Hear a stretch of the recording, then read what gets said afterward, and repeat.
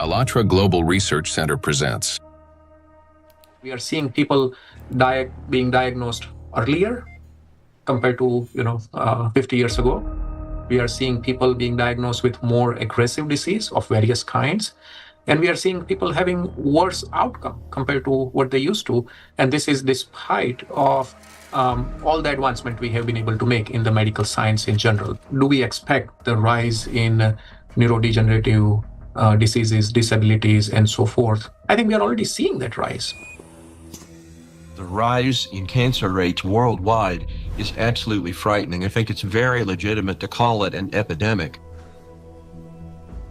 There's an increased rate of cancer worldwide in children and also in people much younger than I used to see. So what's going on now is that we're having a rise in people getting cancer, children, young adults, and it's probably not due to smoking or alcohol or anything. There seems to be something else, something in the environment that is causing this cancer at an alarming rate, and it's getting worse. So a very serious problem.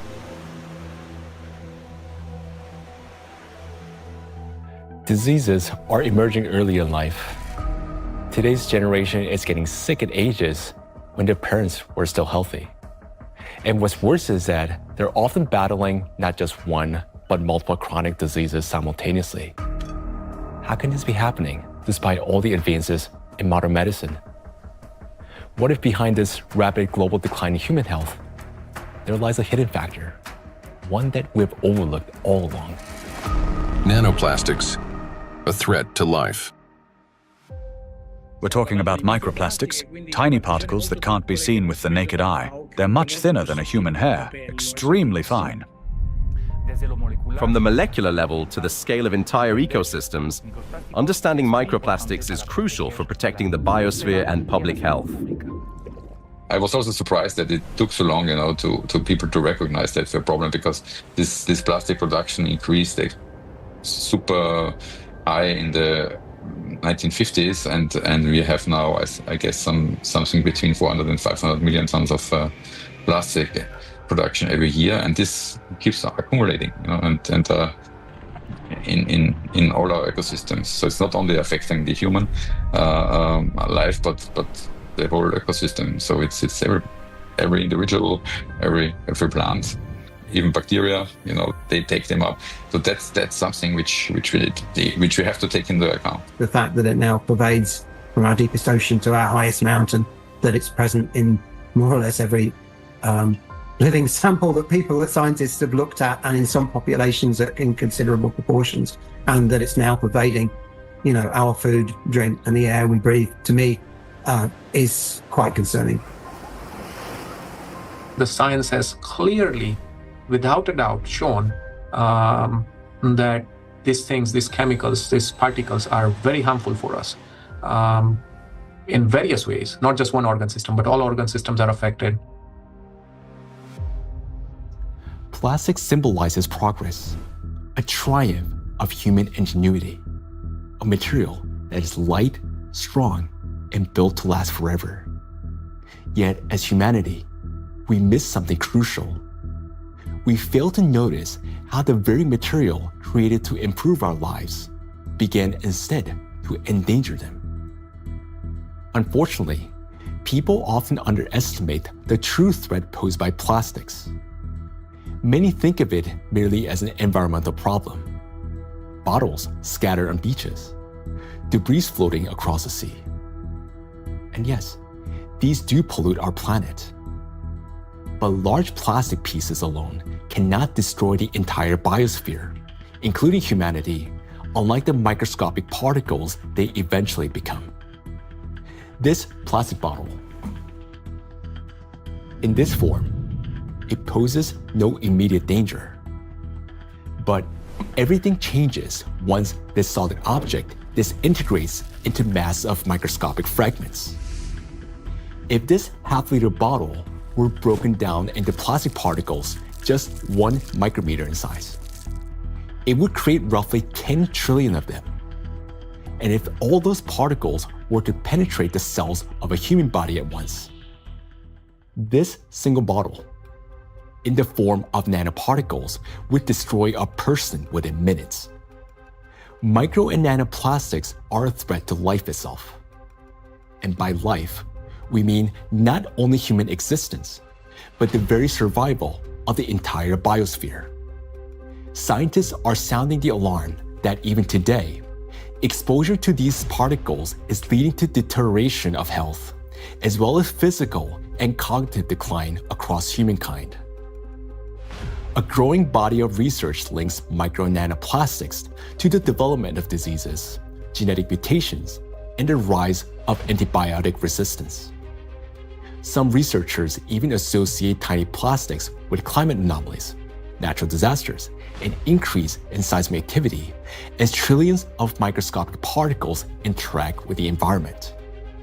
Over time, they could create uninhabitable zones across our planet. And all of this begins with a simple chain reaction. When plastic, like this very plastic bottle, breaks down into micro and nanoplastics. This documentary is a result of a large-scale investigation. We have examined hundreds of scientific studies and thousands of facts to answer key questions, like why are plastics so particularly dangerous? How can plastic particles threaten the very foundation of life? And what chances remain for humanity to change its course? Today, only a few hundred, perhaps a few thousand people truly understand the magnitude of this threat. A number far too small for a world of 8 billion. But by watching this documentary, you will become one of the few who understand what's really happening. This is a story of why researchers studying nanoplastics call them the number one killer, and how they're already reshaping our future. Plastic interferes with the universal language of life.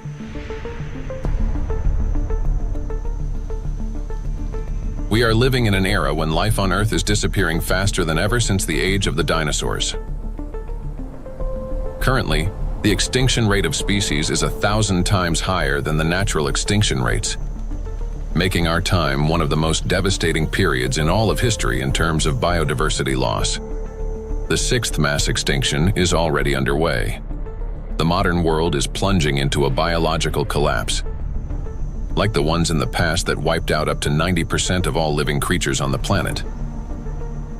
While past global catastrophes were driven by volcanic eruptions or meteor impacts, today a new factor has joined these forces of nature. An invisible enemy created by humans, capable of destroying all life. Plastics are everywhere.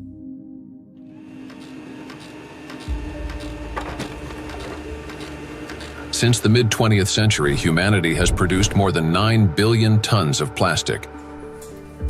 A material that was meant to make life easier, but has instead become a deadly trap for nature and for humanity. It is well established that most plastic is never recycled. Professor Antonio Ragusa, an Italian obstetrician gynecologist and researcher who first identified microplastic in the human placenta, explains how it continues its journey through the biosphere. Of the millions and millions of tons of plastic we produce, less than 10% gets recycled. More than 90% is dumped into the environment. And when plastic gets dumped into the environment, it slowly breaks down into smaller and smaller particles, eventually becoming very small, microplastics, or even tiny nanoplastics. These particles travel down rivers, reach the seas, spread throughout the oceans, and enter the fish we later eat, so they end up back inside us. The problem of microplastics has long been observed in ecosystems across the globe. Professor Sedat Gündoğdu of Çukurova University in Turkey, founder of a research group on microplastics and expert in marine biology and Mediterranean microplastic contamination, speaks about this growing concern. I'm working on fish biology mostly. I was working on fish biology since 2016.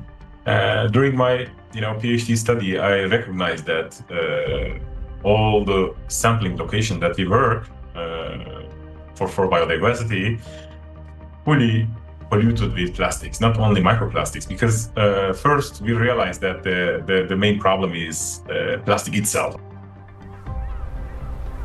Today we are accustomed to hearing the word microplastic. But there was a time when this term simply didn't exist. Professor Richard Thompson is a marine biologist at the University of Plymouth, director of the Marine Institute, officer of the Order of the British Empire, and fellow of the Royal Society. In his work, he was the first to describe microscopic plastic particles in the marine environment, laying the foundation for an entirely new field of research. When I started to teach, I set the challenge to some of my students. They went out onto the shoreline, they collected samples of sand, and we started to look at them under the microscope. And from the very first samples, we could see pieces that did not look like sand grains, brightly colored pieces, red and blue.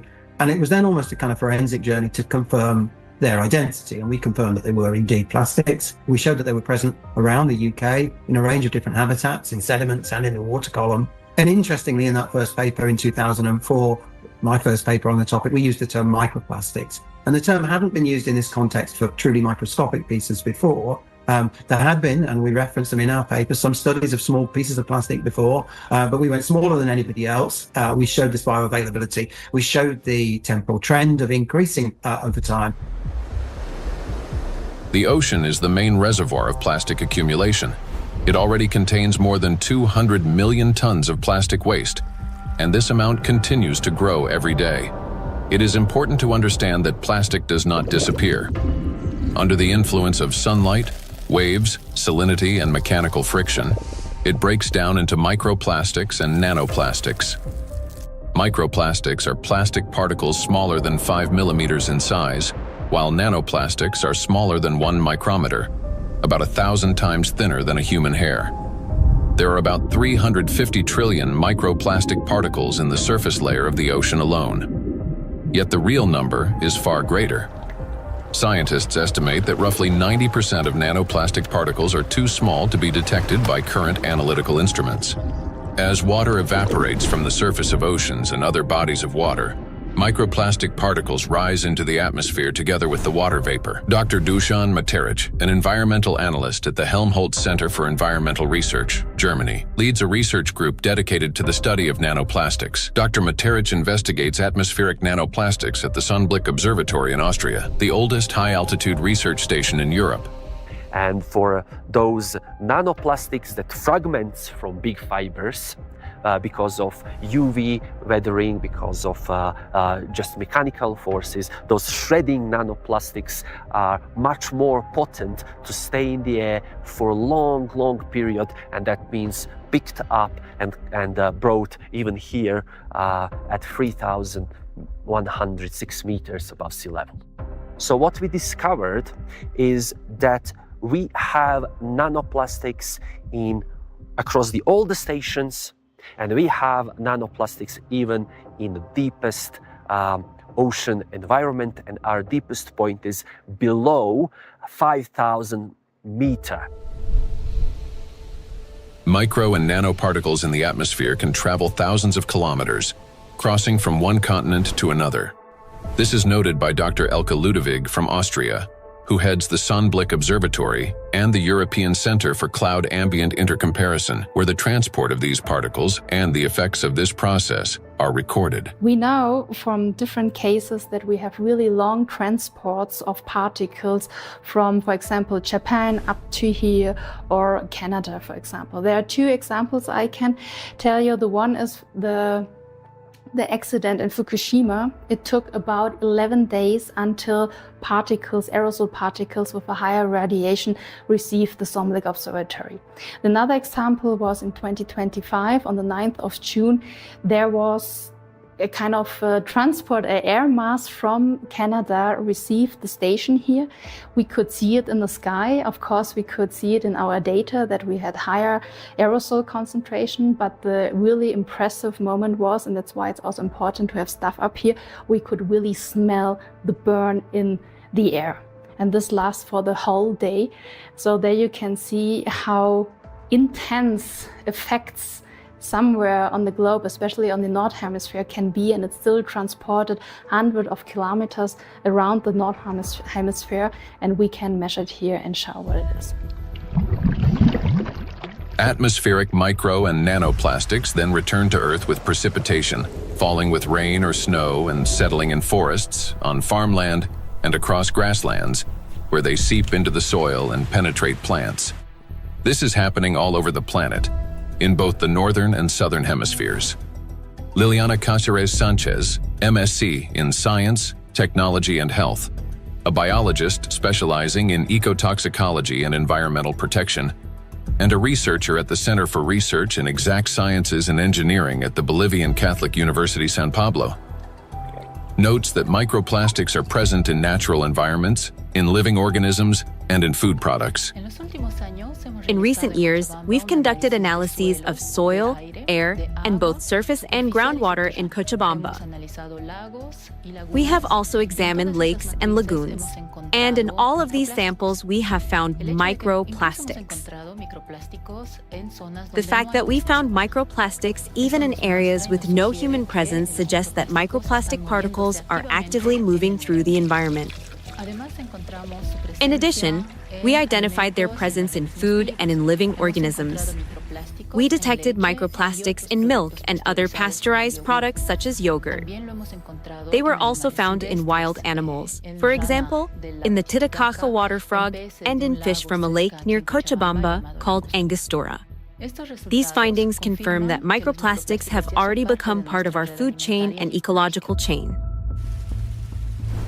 Due to microplastic pollution, 1 in 10 grains of the world's 3 main food crops, rice, wheat, and corn, may die before harvest.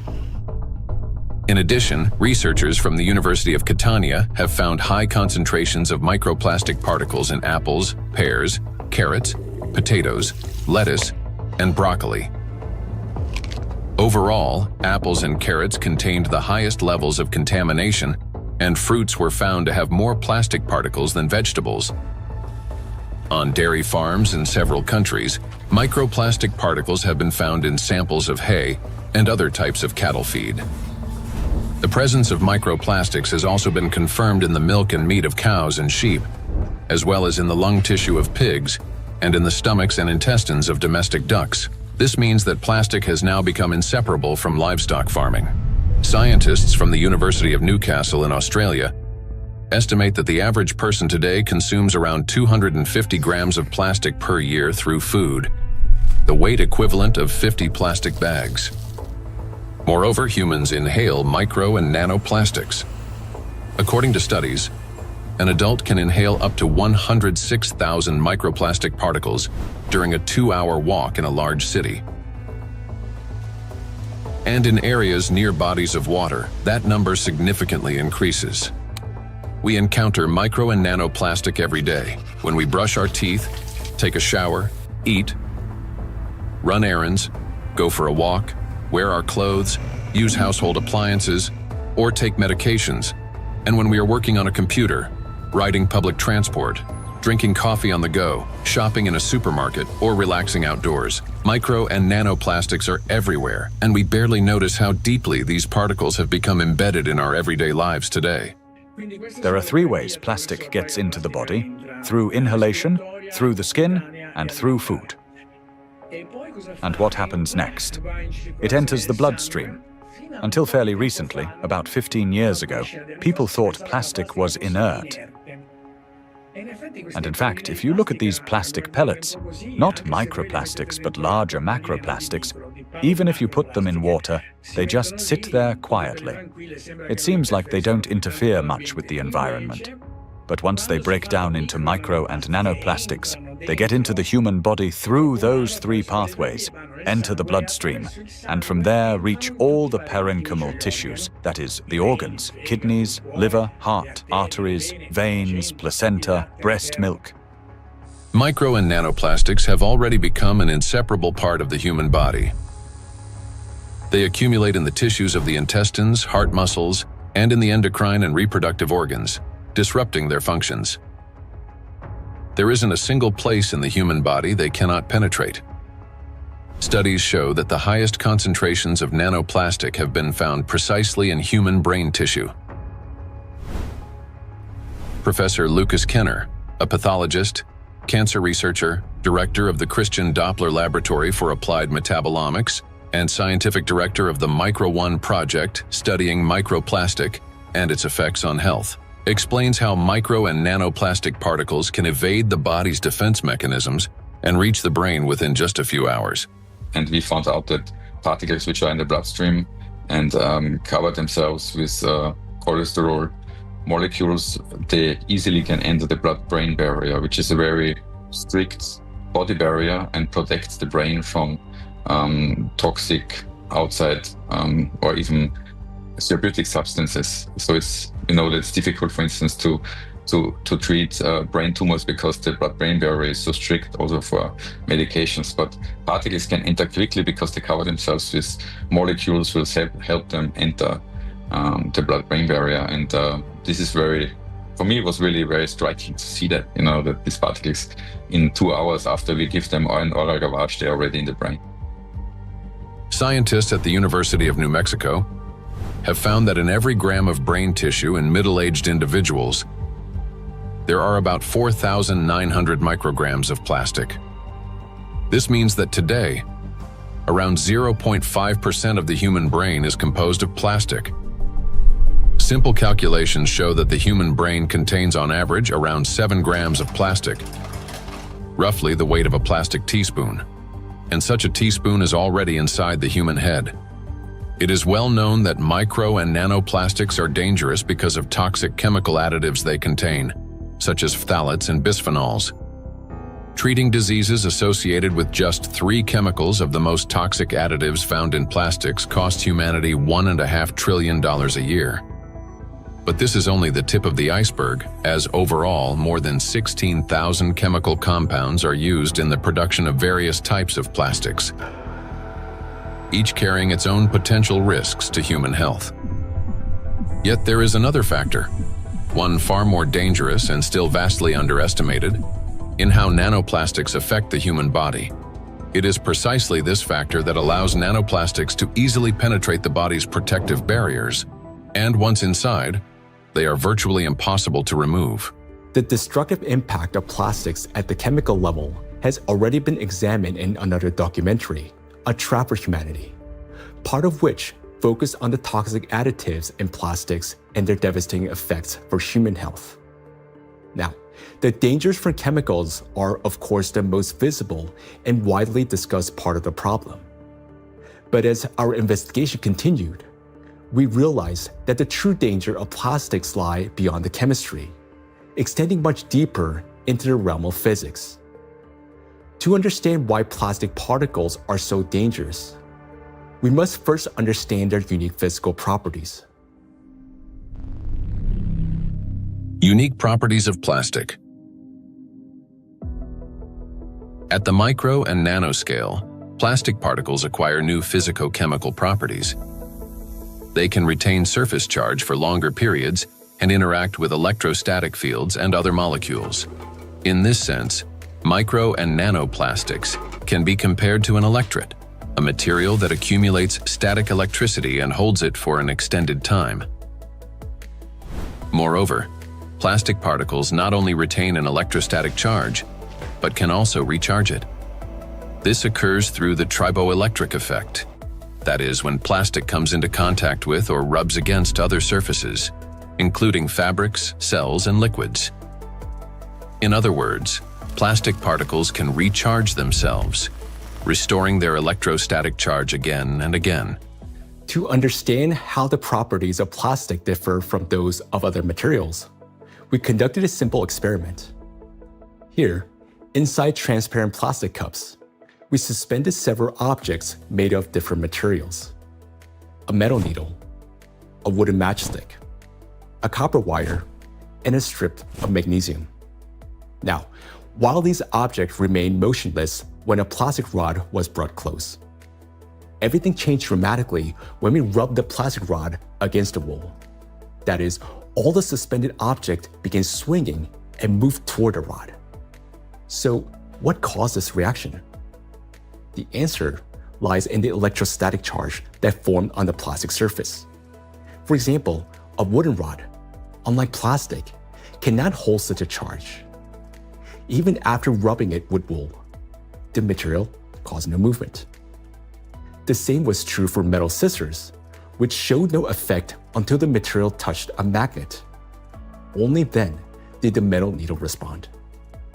So this experiment clearly shows how material responds differently to electric and magnetic fields. Now, plastic stands out among other materials because it can not only accumulate, but also retain electrostatic charge for a prolonged period. This is distinct from wood, which quickly dissipates charge because of its moisture content, and therefore has little effect on other nearby objects. It's a dielectric material. Metals, on the other hand, do not hold charge but quickly redistributes it across their surface. They're conductors. Magnets, meanwhile, create magnetic rather than electric fields and thus cannot attract electrically neutral objects in the way a charged plastic can. So this is what makes electrostatically charged plastic so dangerous. It is an invisible force capable of changing everything around it. Once charged, plastic can attract even neutral particles, disrupting many natural physical processes. And as plastics breaks down into smaller fragments, micro and nanoplastics, it doesn't lose its properties. In fact, the impact of plastic on the environment and living organisms only intensifies as the particles become smaller.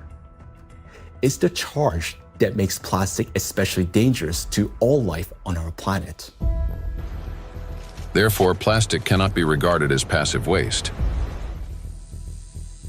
It is an active, electrically charged material capable of interacting with nearly all substances on Earth, from atmospheric particles to living cells.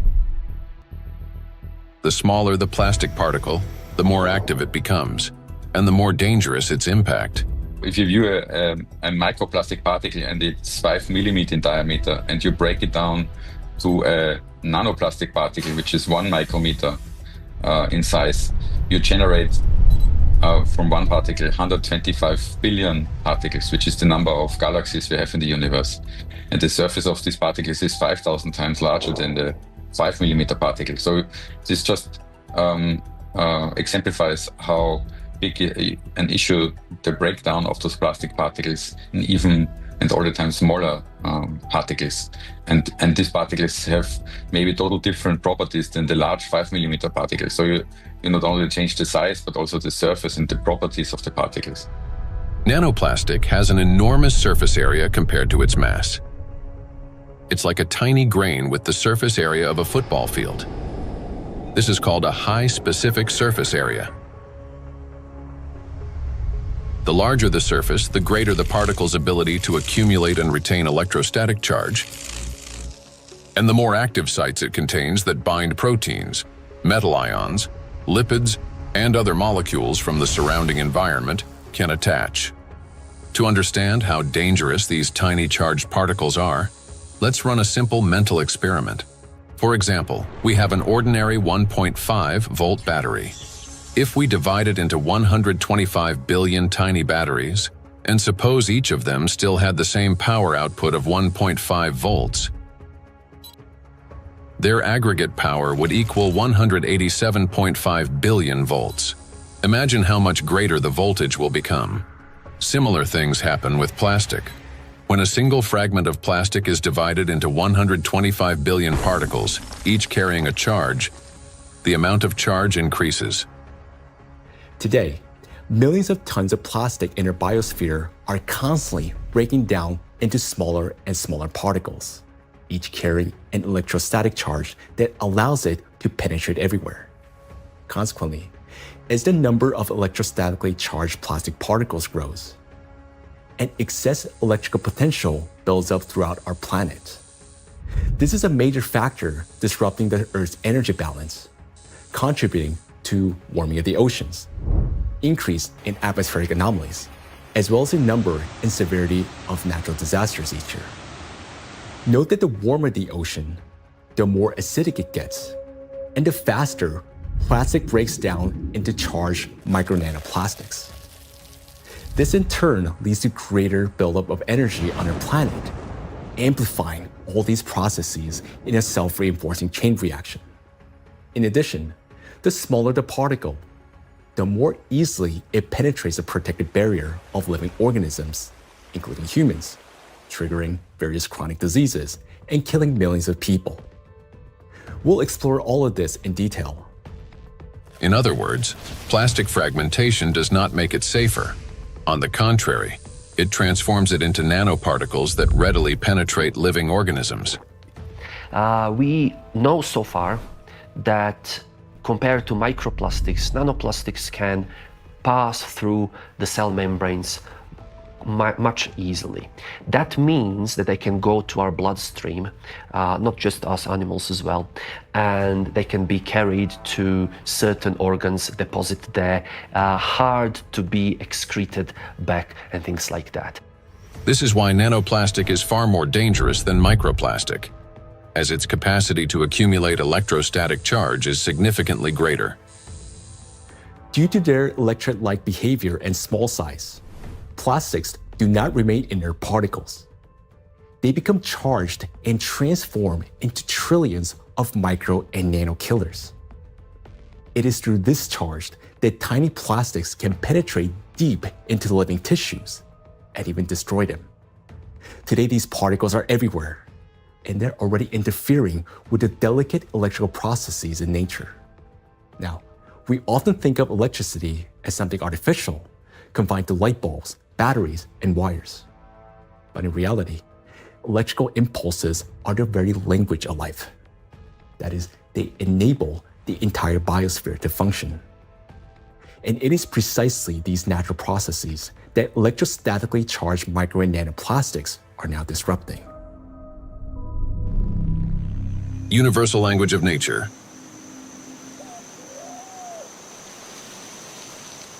The universal language of nature is invisible, yet it is what connects all living beings into a single whole. Forests. In forests, tree roots are linked with fungal networks, forming a complex and interconnected system beneath the soil that scientists call the wood wide web. This network not only distributes water and nutrients, but also enables plants to exchange information. Plants communicate in two major ways: chemically, by releasing specific molecules, and electrically, by sending electrical signals similar to nerve impulses in animals and humans. For example, when insects attack, a tree generates an electrical signal that triggers defensive responses.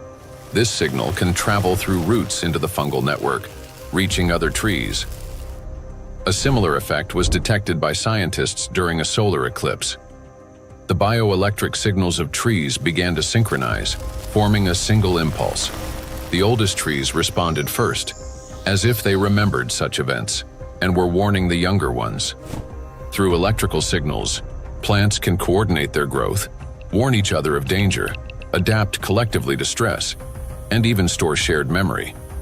It is precisely this finely tuned system that is now being disrupted by micro and nanoplastics. Today, forests have become vast reservoirs of microplastics. Research shows that forests capture microplastic from the atmosphere. As air currents pass through forests, they carry tons of microplastic particles. The forest functions as a massive filter. Tree canopies and leaves literally comb out particles from the air.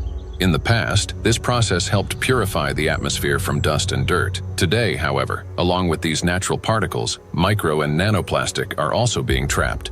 Unlike dust, which can become part of organic matter, plastic does not decompose. It remains in leaves, accumulates in soil, and persists in forest air. Every day, dozens of microplastic particles settle on each square meter of the forest canopy. Scientists estimated the annual deposition of microplastics in forest soils and showed that it correlates with the scale of plastic production in Europe. Assuming that atmospheric fallout is the primary source, they concluded that roughly 400,000 microplastic particles per square meter could accumulate in forest soil over a 70-year period. Charged particles distort bioelectrical signals and deprive forests of their ability to adapt and survive. Negatively charged nanoparticles penetrate plant roots more easily, disrupting nutrient absorption. As a result, growth slows down and root formation is impaired. In addition, electrostatically charged micro and nanoparticles of plastic adhere to leaves and penetrate plant cells, impairing photosynthesis. They damage chloroplasts, the energy centers of plant cells, the analog of mitochondria in animal and human cells. Prolonged exposure to micro and nanoplastics reduces the ability of plants to produce oxygen. Some of the world's forests, such as the eastern forests of the Amazon, are already emitting more carbon dioxide than they produce oxygen. Animals. Micro and nanoplastics can penetrate the brains of animals. Electrostatically charged plastic particles damage brain cells and disrupt the transmission of nerve impulses. This causes malfunctions in the nervous system, from reduced vision, hearing, and smell to impaired motor coordination. As a result, animals struggle to navigate, find food, avoid danger, and to communicate with one another. And all of this greatly reduces their chances of survival. These effects mirror the early signs of neurodegenerative diseases in humans. According to the Worldwide Fund for Nature, over the past 50 years, the global population of wild animals has declined by nearly 70%.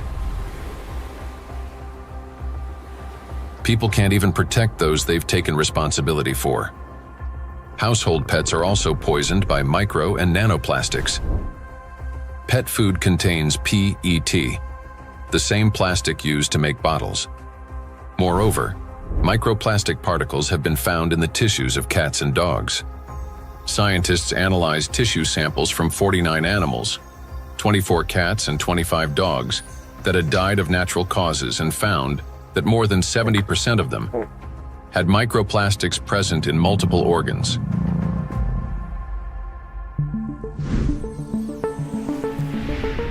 Insects.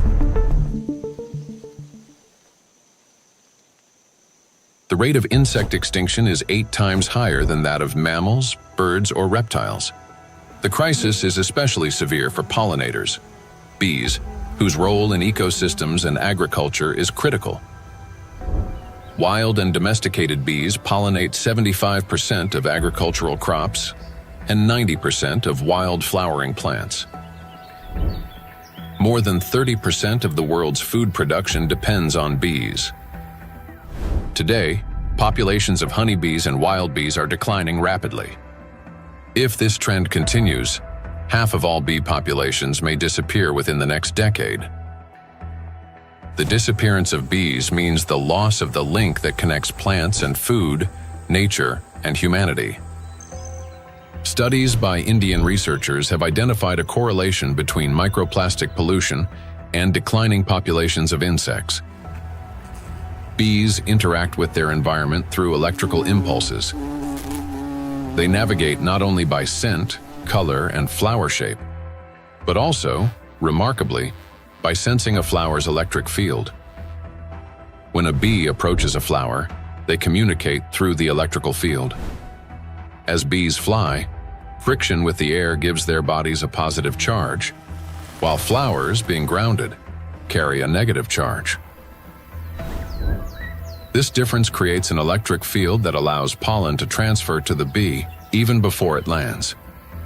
Experiments have shown that bees can distinguish flowers by their electric fields, associate specific electrical signals with the presence of nectar, and even determine a flower's freshness by the strength of its residual charge. After a flower has been visited, its electric field weakens, and other bees can read the signal that the flower contains less nectar. Moreover, the bee's own electric charge can stimulate a plant to release fragrance, attracting even more pollinators. Thus, an entire electrical communication system operates between bees and flowers. The electrostatic charge carried by micro and nanoplastics distorts these electrical impulses, affecting the bee's brain and nervous system. As a result, bees can no longer recognize flowers, locate nectar, find its way home, or identify members of their colony. Even the smallest doses of microplastics can be lethal to bees. Bees are covered in sensitive hairs and constantly interact with their environment, allowing plastic particles to settle on their bodies and easily penetrate them. One of the leading experts studying the impact of microplastics on insects is Professor David Baraki, PhD in ecology and animal ethology, biologist, and head of the Cognitive and Behavioral Ecology Lab, B-Lab, at the University of Florence. We already know from our studies and studies from other colleagues that, for instance, the microplastic can affect the gut microbiome. So if they feed with microplastics, this can generate dysbiosis, or the microbiota can be affected. In the same way, we found that it can affect the immune response. So both honeybees and bumblebees have a kind of immune depression, so they are not any longer able to fight infections. And they can also show altered behavior. So, for instance, again, learning and memory is affected, and polyethylene doesn't seem to harm too much honeybees, and polyestyrene had a strong impact not only on survival but also on learning and memory. So in our experiment, we really found that this polymer, concentration that we probably can find in environment, can actually impair memory formation and memory retrieval. And this is, of course, alarming because for honeybees, it's, as I said, it's very, very important to have a good learning and memory capabilities. When microplastics enter a bee's body through food or air, they damage the intestine, disrupt metabolism and reproductive function, weaken the immune system, and alter their behavior, even to the point of losing the ability to navigate.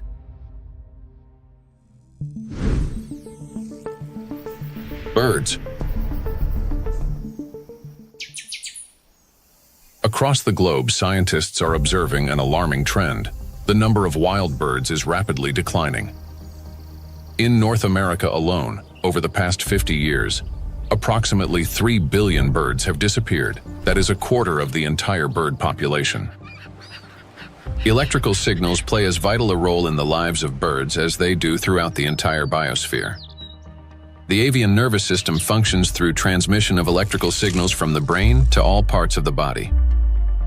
Those impulses control movements of wings, tail, and body in flight, vision and coordination, cognitive responses, for example, evading predators, song and vocal communication. Birds are true living navigators capable of traveling thousands of kilometers and returning precisely to the same locations year after year. Scientists have discovered that many migratory birds use Earth's magnetic field for orientation. Imagine an airplane. A pilot sees a radar screen with lines and markers to avoid getting lost in the sky.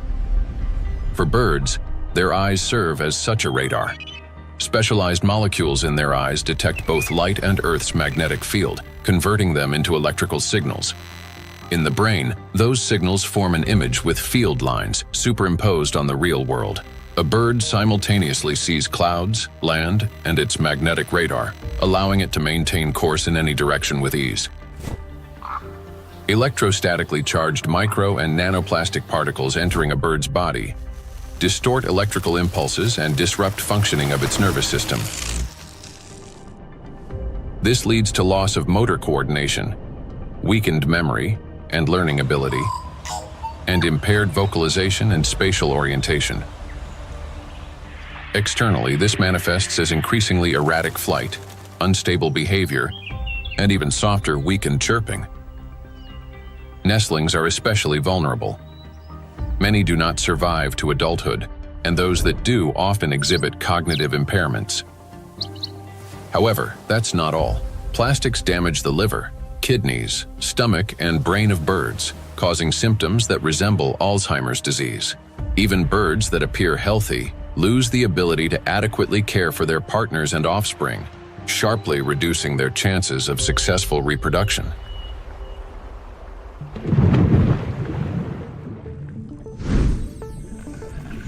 Marine life.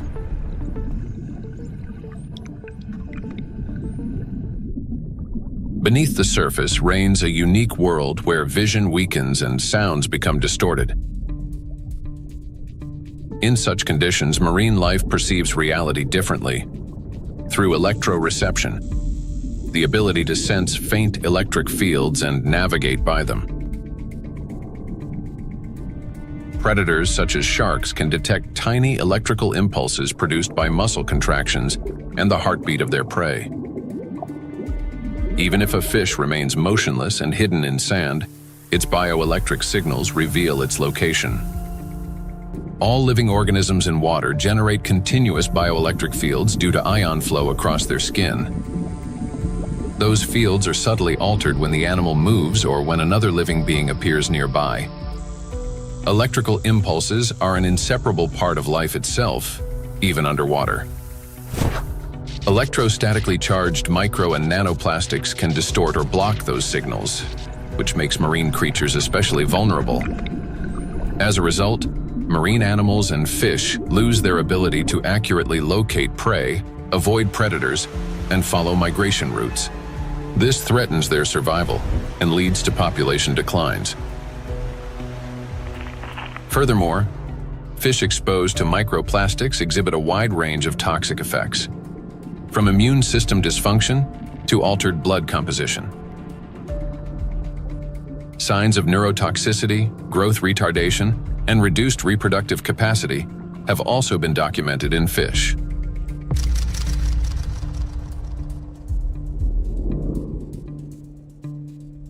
All processes in the biosphere rely on extremely subtle electrical impulses. It is these impulses that become distorted by electrostatically charged micro and nanoplastic.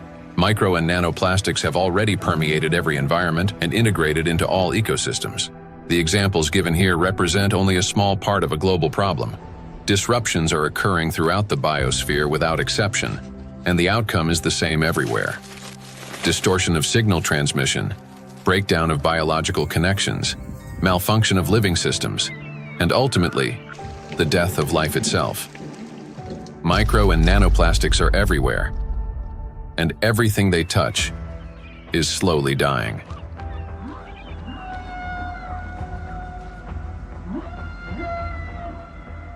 Charged micro and nanoplastics disturb the natural biological impulses that form the very foundation of life.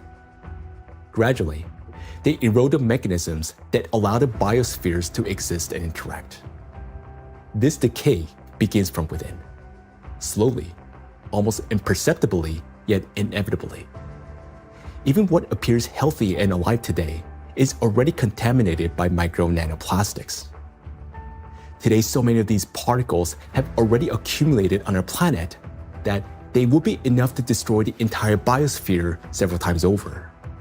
And their numbers continue to grow each day. Nature is not merely a habitat. It's our breath, our nourishment, and our protection. Humanity can survive without technology, but not without air, water, and living organisms. When life on Earth dies, humanity dies with it. The truth is that we do not exist separately from nature, no matter how much we try to convince ourselves otherwise. We're part of it. So you have probably guessed who we're going to talk about next. Yes, about us. Impulse of life. For humans, just like for all living beings in the biosphere, electrical signals are the pulse of life. The human body is, quite literally, an electrical system. The brain thinks with the help of electrical impulses. The heart beats because cells transmit electrical signals to one another, and muscles contract when they receive signals from the nervous system. Neurons play a key role in coordinating all body functions by generating and transmitting electrical impulses. How an electrical impulse is generated in neurons? Every neuron has a membrane with the so-called gates, ion channels. When a signal needs to be transmitted, some of these gates open, and ions begin moving quickly into or out of the cell. This flow of ions changes the membrane's electrical charge, creating an electrical impulse. The impulse travels along the neuron and transmits information further to other cells. How you communicate, whether you interrupt, speak quickly and emotionally, or on the contrary, whether you're apathetic, how you scroll through a news feed on your phone, whether you rush or move slowly, depends largely on the balance of ions. When this balance is disrupted, a person can become overly irritable, or, on the contrary, sluggish. Every movement and reaction of our body is based on electrical impulses in neurons and other cells. For example, if you accidentally touch a hot object, nerve fibers instantly transmit a signal to the brain, which commands the muscles. Pull your hand away.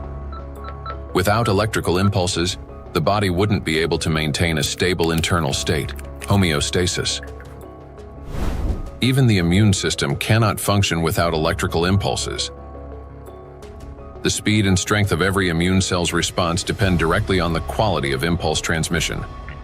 Emotions and thoughts are also the language of electrical impulses. When you feel joy, sadness, excitement, love, or recall a memory, tiny electrical sparks run between neurons.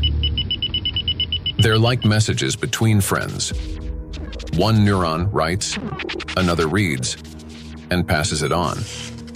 Through these chains, thoughts, emotions, and decisions are born. When you learn something new, that too is the work of electrical impulses. They create new neural connections, as if paving little pathways in the brain that make it easier for impulses to travel later on. Even at the very beginning of life, when a sperm cell fertilizes an egg, an extraordinary phenomenon occurs. This contact triggers a cascade of biochemical reactions, including the release of billions of zinc ions. This impulse acts like a start button that activates the egg and initiates the very process from which the future embryo begins to develop. We rarely think of ourselves as electrical systems, yet that's exactly how our bodies function. Nature created a perfect design in which countless vital processes and interactions occur through electrical impulses. But there was one thing that nature could not have foreseen: that humans would create an enemy capable of infiltrating and disrupting this perfect mechanism. In studying micro and nanoplastics, we discovered that their most dangerous weapon is invisible. It is the electrostatic charge that these particles accumulate and retain. This charge begins to destroy us from within, starting from the very foundation of life, the cell. Inside the cell, charged nanoplastics cause the greatest harm. They disrupt communications between the cells, trigger self-destruction programs, and deprive cells of their ability to generate energy for sustaining life. The question is, how do plastics do this? How do micro and nanoplastics damage the body's cells? Disruption of interactions between neurons. Electrostatic charge and extremely small size allow nanoplastic particles to penetrate inside human cells. The impact of nanoplastics on cell function can be clearly traced in neurons, cells of the nervous system, as their function is directly linked to the generation and transmission of electrical signals. Valérie Etkin, Doctor of Physical and Mathematical Sciences and member of the European Academy of Natural Sciences, emphasizes that the impact of nanoplastics on nerve cells manifests at the most fundamental levels. Nanoplastics significantly influence the generation and transmission of neural impulses through multiple mechanisms that disrupt ion transport and the electrical activity of neurons responsible for transmitting nerve signals in the body. Each neuron functions like a miniature battery. It constantly maintains a difference in electrical charge between the inside and outside of its membrane. This enables the neuron to be ready to transmit a signal at the right moment. Charged nanoplastic disturbs this delicate balance, making the cell behave unpredictably. a neuron may activate prematurely, like a light flickering on without command, or conversely, fail to transmit a signal when needed. Such interference disrupts the operation of entire neural networks, like a city experiencing power outages, where neighborhoods go dark one after another, leading to a blackout. In addition, as shown by research conducted by Chinese scientists from Southern Medical University in Guangzhou, nanoplastic interferes with the operation of ion channels. Nanoplastic carrying an electrostatic charge can interact with these channels and alter their structure. As a result, the gates may fail to open or remain open for too long. This also disturbs normal signal transmission throughout the nervous system. When electrostatic interactions occur with charged membrane lipids, they cause a redistribution of charged lipids and proteins within the membrane, which leads to impaired functionality of these lipid membranes. This results in localized changes in ion concentration and the formation of ion concentration gradients around charged particles. The function of ion pumps, which are essential for maintaining ion balance, becomes disrupted. Ion pumps are mechanisms that move substances against their concentration gradients, a process known as active transport. When these processes become unbalanced, they accumulate energy that can later be used by biological systems to perform work. And so, the work of these pumps may be disrupted, yet it's one of the core mechanisms underlying biological activity. Signal transmission between neurons is a complex yet remarkably coordinated electrochemical communication process in which special molecules, neurotransmitters, play a crucial role. These molecules act as couriers, transferring information from one neuron to another in a strictly ordered manner. Nanoplastic particles carrying an electrostatic charge can interfere with the release of neurotransmitters or trigger their discharge without proper signaling. As a result, chaotic and false signals emerge in the brain, as if the nervous system can no longer distinguish what messages to send, when to send them, or where they should go. Any disruption in communication between neurons inevitably affects our mental state. If you find yourself becoming forgetful or absent-minded, if you have difficulty concentrating or remembering even simple things, it may be a sign that the degradation of neural connections has already begun. Nanoplastics not only interfere with communications between neurons, but they also penetrate directly into cells and even trigger their self-destruction. Cells start the process of self-destruction. Each cell continuously produces specific molecules known as reactive oxygen species. These molecules participate in processes of growth, division, and programmed cell death. Under normal conditions, their levels are regulated by the cell's defense system, antioxidants, acting as cleaners. Antioxidants rapidly neutralize excess reactive oxygen species, preventing them from damaging the organism. When a cell is exposed to irritants, such as infection, injury, or toxins, it produces elevated levels of reactive oxygen species, which in excess can damage vital cellular structures. This leads to oxidative stress, a kind of chemical assault within the cell. In response to damage and oxidative stress, a natural defense mechanism is activated: inflammation. Its purpose is to eliminate the source of injury and restore balance. However, in the case of electrostatically charged nanoplastic, this mechanism ceases to function properly. Plastic particles remain inside the cell and act as a continuous irritant. The inflammation does not subside and becomes chronic. As a result, DNA, proteins, membranes, and other key cellular structures are damaged. Ultimately, the cell either can no longer function properly or initiates its own self-destruction.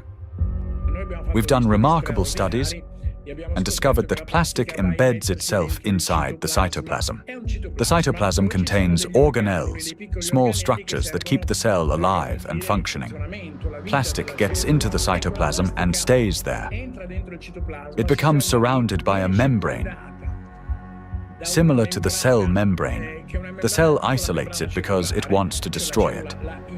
And it starts producing enzymes and other substances the cell normally uses when it's invaded by microbes, viruses, bacteria, or antigens. But unlike those natural invaders, plastic is indestructible, as we said. So the cell is essentially subjected to chronic stress, and eventually it becomes diseased. The Microplastics Research Group at the Bolivian Catholic University in Cochabamba uses aquatic planarians, small organisms that serve as highly useful biological models. Their strong regenerative capacity makes it possible to detect early changes in cellular processes similar to those that occur in other animals. Microplastics, especially when combined with other pollutants such as metals, are already affecting living organisms. Microplastics can trigger oxidative stress, an imbalance between the production of reactive oxygen species and the body's antioxidant capacity. This oxidative stress directly affects cellular metabolism, disrupting the functions of proteins, lipids, and nucleic acids, which can lead to changes in growth, regeneration, and the overall physiology of organisms. Thus, exposure to electrostatically charged nanoplastic leads to oxidative stress, inflammation, and consequently, the death of not only neurons, but also other types of cells. Oxidative stress is like a fire burning inside a cell, while antioxidants are like firefighters that work to extinguish it. Note that nanoplastics act as a fuel for the fire, feeding it endlessly until the cell is consumed from within. Yet, that's not all nanoplastics do inside our cells. They also destroy the cell's power plants, the mitochondria. Every cell lives and functions thanks to the energy produced by mitochondria. That very energy powers all processes in the body, from cell division to hormone synthesis. Even the electrical impulses that we've been talking about depend on the energy from mitochondria. And it is precisely this vital source of life that charged nanoplastics attack. Cells stop producing energy for life. Recent studies have shown that mitochondria are particularly vulnerable to the effects of nanoplastic. And that's where a cascade of processes leading to aging and disease begins.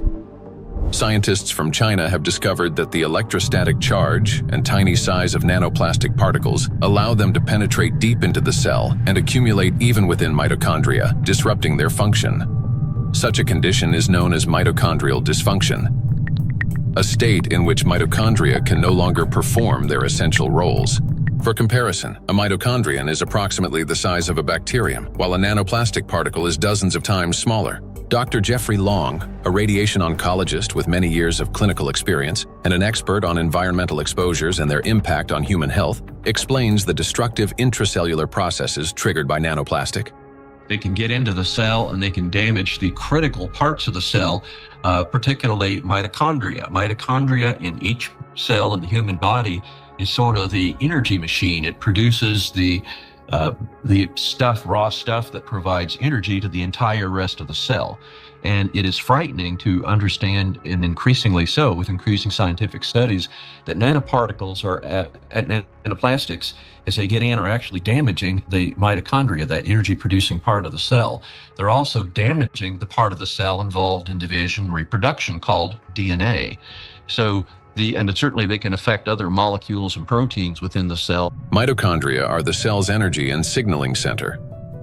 They regulate metabolism, control cell growth and division, protect against oxidative stress, modulate inflammation and immune responses, and trigger programmed cell death. One of their key functions is cellular respiration, the process by which energy is produced. Energy in the human body is generated as follows.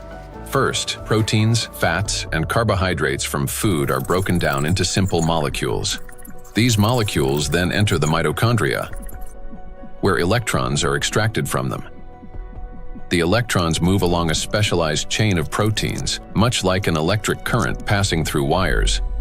This electron flow drives the mitochondrial energy machinery, resulting in the production of ATP, the universal fuel that powers all organs and tissues.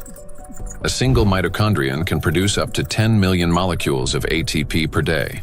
However, electrostatically charged nanoplastic interferes with this delicate process. Its particles disrupt movement of electrons and reduce the efficiency of ATP synthesis. It is similar to a power plant where the wiring begins to short circuit. The generator falters, energy output drops, and the entire system starts to fail more quickly. Mitochondria have their own DNA, a set of instructions for energy production.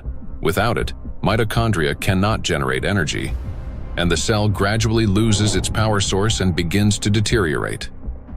Exposure to nanoplastic causes mutations to accumulate rapidly in mitochondrial DNA, further impairing mitochondrial function.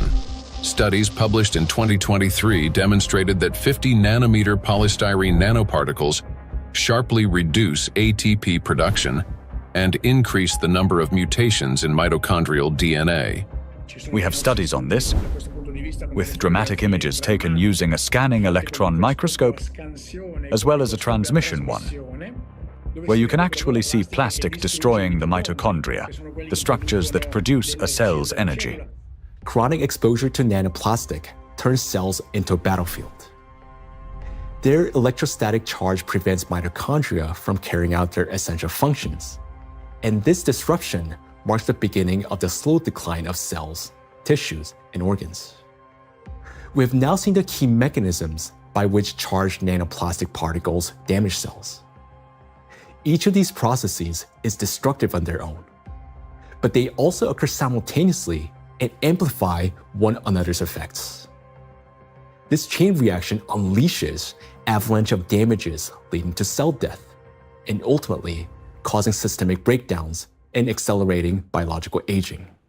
Micro and nanoplastics accelerate aging. We tend to think that aging begins with wrinkles, gray hair, or fatigue.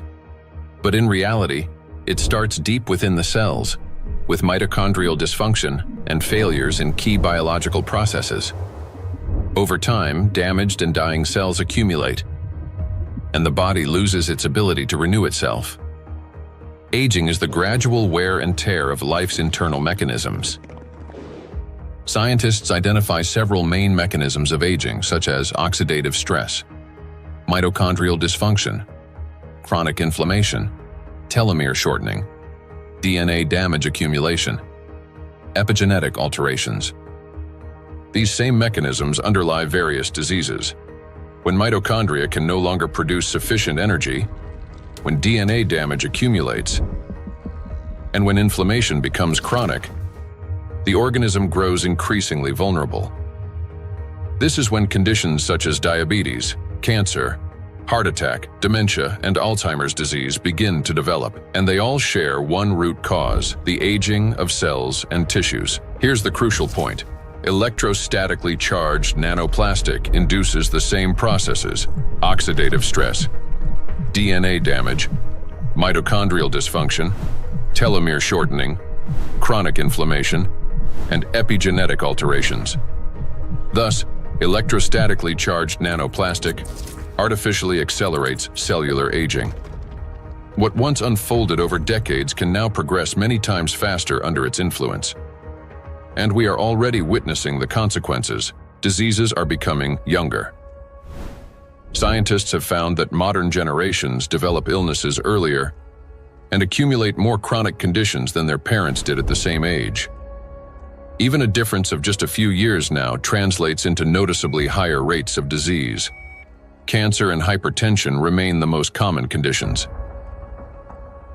Moreover, each subsequent generation shows an increase in the number of chronic conditions in a single individual. Diseases once considered age-related are increasingly found in young people. Notably, this trend coincides with the growing plastic pollution of the environment. As a result of exposure to electrostatically charged nanoplastic, the biological cell age of people in their 20s or 30s may already correspond to that of a 50 to 60-year-old person. So very frightening how widespread nanoplastics are everywhere, probably each and every one of our cells. Even to you talking and among the audience listening, probably all of our cells have at least some nanoplastics. So let's summarize. Aging is a gradual breakdown of the cells in our bodies. Nanoplastics accelerate this deterioration, and thus the aging itself through all those destructive processes within the cells that we've just talked about. And here lies the crucial point. The same mechanisms that drive aging also underlie many chronic diseases. In other words, micro and nanoplastics not only speed up aging, but also contribute to the development of diseases. Today, micro and nanoplastics are detected in every organ of the human body, and everywhere, in each organ, in each cell. The tiny plastic particles trigger a cascade of internal destruction. Nanoplastics damage cell membranes, disrupt ion channels, induce oxidative stress, disable mitochondria, and provoke genetic mutations. These damages affect all cell types in the same way, whether in the heart, bones, lungs, or elsewhere. Now, we know the answer to the main question that began our investigation.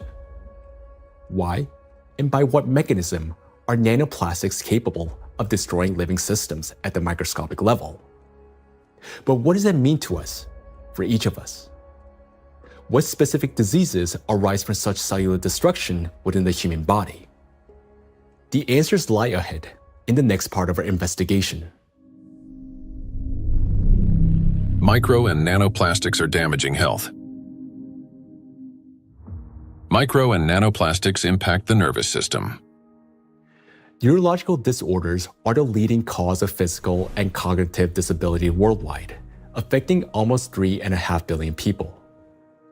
Over the past 30 years, the number of such cases has risen drastically, and scientists project that within the next 2 decades, this figure could double. Since this trend mirrors a surge of plastic pollutions in our environment, it becomes clear why these diseases are becoming more prevalent and why they're increasingly affecting younger population. Now, recall the image of a plastic spoon in the brain. Unfortunately, it doesn't sit there inert or harmless. Electrostatically charged plastic particles attack neurons, the brain cells that are responsible for most of our thoughts and movements. Every day and every minute, nanoplastics are silently destroying cells in our brains, and the exposure to these tiny plastics, they never stop. In fact, it continues to accelerate. Consequently, the damage of our neurons lead to severe and often irreversible diseases like Alzheimer's and Parkinson's, multiple sclerosis, epilepsy, stroke, and many others. But neurons are not limited to the brain. They form an extensive network that coordinates and synchronizes the activity of the entire body. And when they're damaged, the autonomic nervous system begins to malfunction, disrupting the function of internal organs. For example, the intestines contain about 500 million neurons, often referred to as a second brain. This vast network plays a vital role in digestion, immunity, and even emotional regulation. But with every sip of water and every meal, an invisible stream of micro nanoplastics enters our bodies. And unfortunately, most of these particles settle and accumulate in the intestines. Micro and nanoplastics destroy intestinal barriers. The intestine is not just a digestive organ. About 70% of the cells in our immune system are concentrated there, which means its condition directly affects the protection of the entire body.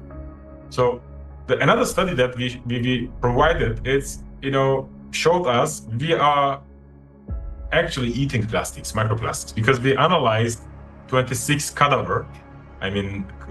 human cadaver. We just investigate their intestinal system, their gut content, and we found like between 9 and 10 microplastic per person in their stomach. So this is like a acute exposure. At that time, they exposed that amount of microplastics because when you eat something, it will pass through your intestinal system. Some of them will remain inside the system. this is what we found. There remain microplastic particles inside the human stomach, because grams doesn't give enough information about exposure, because the particles behave according to their shape rather than their mass, because the definitive transportation feature of plastics or particles is size, because all the human barriers, I mean the gut barrier, intestinal blood barrier, they are selective for size and the type. If they smaller than certain size, like 100 micron, they can pass through through intestinal system to the blood system. The intestinal barrier works like a filter. It allows useful substances, vitamins, nutrients, to pass through and blocks harmful ones, toxins, microbes, and foreign particles. But this entire well-coordinated system is destroyed by electrostatically charged micro and nanoplastics. It damages the cells lining the intestinal walls and weakens the tight junctions between them, making the intestinal barrier more permeable. Microbes, toxins, and plastic particles begin to penetrate the bloodstream from the intestine. In response, the immune system triggers inflammation. The intestine is also the body's second brain. Its walls contain about 500 million neurons that are directly connected to the central nervous system. This connection is called the gut-brain axis. The gut and the brain are connected through the vagus nerve. It is like a direct phone line through which they constantly exchange messages. The brain gives commands to the intestines on what to do, and the intestine informs the brain about their condition. A key role in this communication is played by the microbiota, 100 trillion beneficial bacteria. They produce substances capable of both calming and irritating the nerve endings in the intestinal wall, including those of the vagus nerve. Charged micro and nanoplastics disrupt the balance of gut microbiota. Beneficial microorganisms die, while pathogenic ones begin to multiply actively. When this happens, the communication between the gut and the brain becomes distorted. When nanoplastics enter the intestine, it triggers a vicious cycle of destruction. The damage that begins in the intestine leads to systemic malfunctions throughout the body. The digestive, immune, nervous, and endocrine systems all suffer. This accelerates the body's aging process and increases the risk of serious diseases such as irritable bowel syndrome and inflammatory bowel diseases, allergies and autoimmune diseases, depression, anxiety and cognitive disorders, obesity and diabetes, cardiovascular diseases, neurodegenerative diseases, such as Alzheimer's and Parkinson's. Micro and nanoplastics destroy immunity. Researchers from the University Medical Center Utrecht discovered that immune cells exposed to nanoplastic die 3 times faster than those that are not. Such accelerated death of immune cells severely weakens immunity and reduces the body's ability to fight infections. This contributes to the spread of inflammatory reactions throughout the body. Scientists from Zhengzhou University and Henan Cancer Hospital in China have found that nanoplastics penetrate even into the bone marrow and the thymus, the organs where blood and immune cells originate and mature. The bone marrow performs 2 key functions. On the one hand, it is a blood cell factory, where red blood cells, white blood cells, and platelets are formed. On the other, stem cells of the bone marrow play a role in regenerating bones, cartilage, muscles, and fat tissue. The impact of nanoplastics on stem cells means damage to the very foundation of regeneration. First, blood formation worsens. Anemia can develop due to a lack of red blood cells. Immunity decreases due to fewer white blood cells. And the risk of bleeding rises because of platelet deficiency. Second, damage to bone cells makes bones more fragile, increasing the risk of fractures and slowing their recovery. Nanoplastics not only destroy the immune system, but through its electrostatic charge, they also create conditions for the reproduction and resilience of pathogens. A study from the University of Illinois showed that positively charged nanoplastic particles increase physiological stress in gut bacteria such as E. coli, making them more pathogenic. The electrostatic charge plays the decisive role here. It is what increases the pathogenicity of microorganisms. At the same time, nanoplastic particles without electrostatic charge did not cause physiological stress in bacteria, and their danger to humans did not increase.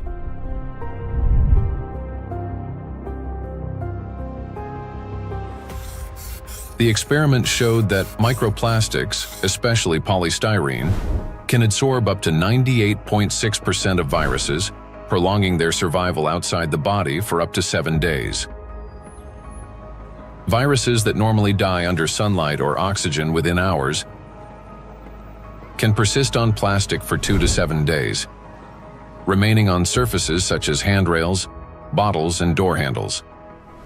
A single sneeze from an infected person can release up to 200 million viral particles into the air, which can land on any plastic surface indoors or bind with nanoplastic particles in the air and water. Microplastics become an air and water taxi, spreading infection. Once in the bloodstream, charged micro and nanoplastic particles quickly become coated with plasma proteins, forming a biocorona, which masks them as the body's own cells and makes them invisible to the immune system. Antibiotic resistance.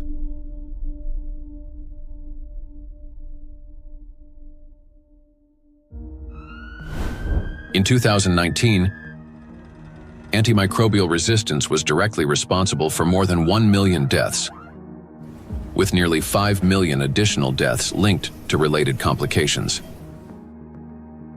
Studies in 2025 show that plastic helps bacteria develop resistance to antibiotics, driving a crisis that medicine is increasingly unable to control. Why? Because plastic is the perfect platform for bacterial growth. On its surface, they easily form biofilms, a dense protective layer shielding bacteria from sunlight, drying out, immune system attacks, and, most importantly, from antibiotics. Just like viruses, bacteria can survive on plastic longer than on other materials, sometimes for 3 days or more. This makes microplastic an efficient carrier of dangerous microbes through water, soil, and food. Paul Dabzak, PhD in water chemistry and microbiology, researcher at Center for Research in Exact Sciences and Engineering at the Bolivian Catholic University San Pablo, notes that the presence of biofilms on microplastics makes them even more dangerous. In the laboratory, we study how microplastics interact with metals and microorganisms. We observe that microplastics can adsorb metals through both physical and chemical sorption processes, and that this ability increases in the presence of bacterial biofilms that develop on the surface of the particles. These interactions depend on the type of plastic and the size of the particles, which alters their electrostatic charges. This causes microplastics to act like a magnet, attracting even more contaminants to their surfaces. In laboratory conditions, researchers from Boston University found that when bacteria come into contact with microplastic, they activate a special metabolic process linked to electron transfer. Simply put, plastic particles can share electrons with bacteria, acting as a kind of power bank for them. This process is called extracellular electron transfer. It gives bacteria extra energy, which first of all, makes them stronger, helps them divide faster, mutate, and build resilient multi-layered biofilms that block antibiotics from penetrating. Secondly, this extra energy directly accelerates antibiotic resistance. What's worse, even after plastic was removed from the experiment, bacteria retained their new properties. They mutated, became more resistant, and continued forming strong biofilms on other surfaces, even without plastic support. This means plastics may accelerate the rise and spread of the so-called superbacteria that are resistant to drug treatment. According to WHO estimates, by 2050, antimicrobial resistance will claim 10 million lives every year. Meanwhile, new antibiotics are being developed far more slowly than bacteria evolve. So think about this. Charged microplastics not only help bacteria to survive, but they also enable them to mutate into superbacteria that are resistant to antibiotics. This discovery reshapes our perspective on plastic pollution because we now understand that the problem is far more alarming than we have previously believed. And each year, the threat of antibiotic resistance is growing. In many countries, standard drugs are already losing their effectiveness, and even common infections are becoming increasingly difficult to treat.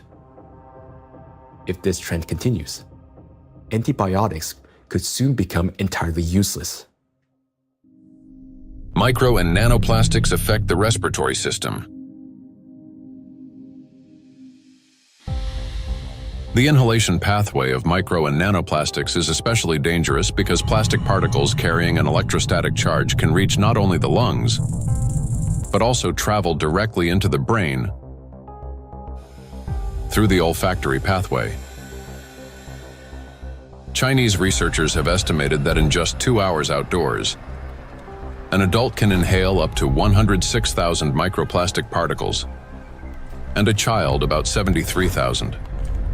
Given the lower body mass of children, the concentration of inhaled microplastics per kilogram is on average 4 times higher in children than in adults. Once inside the respiratory tract, micro and nanoplastic particles carrying an electrostatic charge trigger a chain of destructive reactions in every cell of the bronchi and lungs. They cause oxidative stress and chronic inflammation, leading to severe consequences such as the onset and worsening of bronchial asthma, progression of chronic obstructive pulmonary disease, pulmonary fibrosis, in which healthy lung tissue is replaced by scar tissue, and an increased risk of malignant tumors of the respiratory tract. In a study conducted in 2021, microplastics were found in 13 out of 20 lung tissue samples. In patients with respiratory diseases, particles were found in every sample of throat phlegm. What's more, plastic fibers have been discovered in malignant lung tumors. According to the World Health Organization, lower respiratory tract infections remain the world's deadliest infectious disease and rank among the top 5 leading causes of death. Cancer of the trachea, bronchi, and lungs ranks 6th among the leading causes of death. Micro and nanoplastics disrupt the functioning of the heart and blood vessels. Cardiovascular diseases are the leading cause of death worldwide. Despite tremendous efforts by the scientific community to develop and introduce innovative treatments, both the incidence and mortality from these diseases continue to rise. How do micro and nanoplastics damage the heart and blood vessels? The main thing electrostatically charged nanoplastics do is they destroy the mitochondria inside our cells. The heart is one of the body's most energy-demanding organs, and it's the mitochondria, the energy producers, that give it the power for every single beat. And when mitochondria start to malfunction, the heart literally stalls. It no longer has enough energy to maintain a normal rhythm or strong contractions. Heart attacks and strokes remain the world's leading causes of death among all diseases. In this context, it's especially alarming that scientists have found micro and nanoplastics inside atherosclerotic plaques, dense deposits within arterial walls that narrow the vessels and can obstruct blood flow. When a vessel becomes constricted or a clot forms, blood circulation to the heart or brain is disrupted, sharply increasing the risk of a heart attack or stroke. Research shows that when microplastics are present in carotid artery plaques, the risk of these life-threatening events and fatal outcomes rises by 4.5 times. Micro and nanoplastic particles trigger blood clot formation. When micro and nanoplastics enter the bloodstream, they don't simply drift there passively. Because of their electrostatic charge, Microplastic particles stick to vessel walls and attract blood proteins and cells. These coated particles damage the endothelium, the ultra-thin layer of cells lining the inside of blood vessels. The endothelium is like an intelligent shell of the vessels. It regulates their dilation and constriction, controls blood clotting, and protects against inflammation.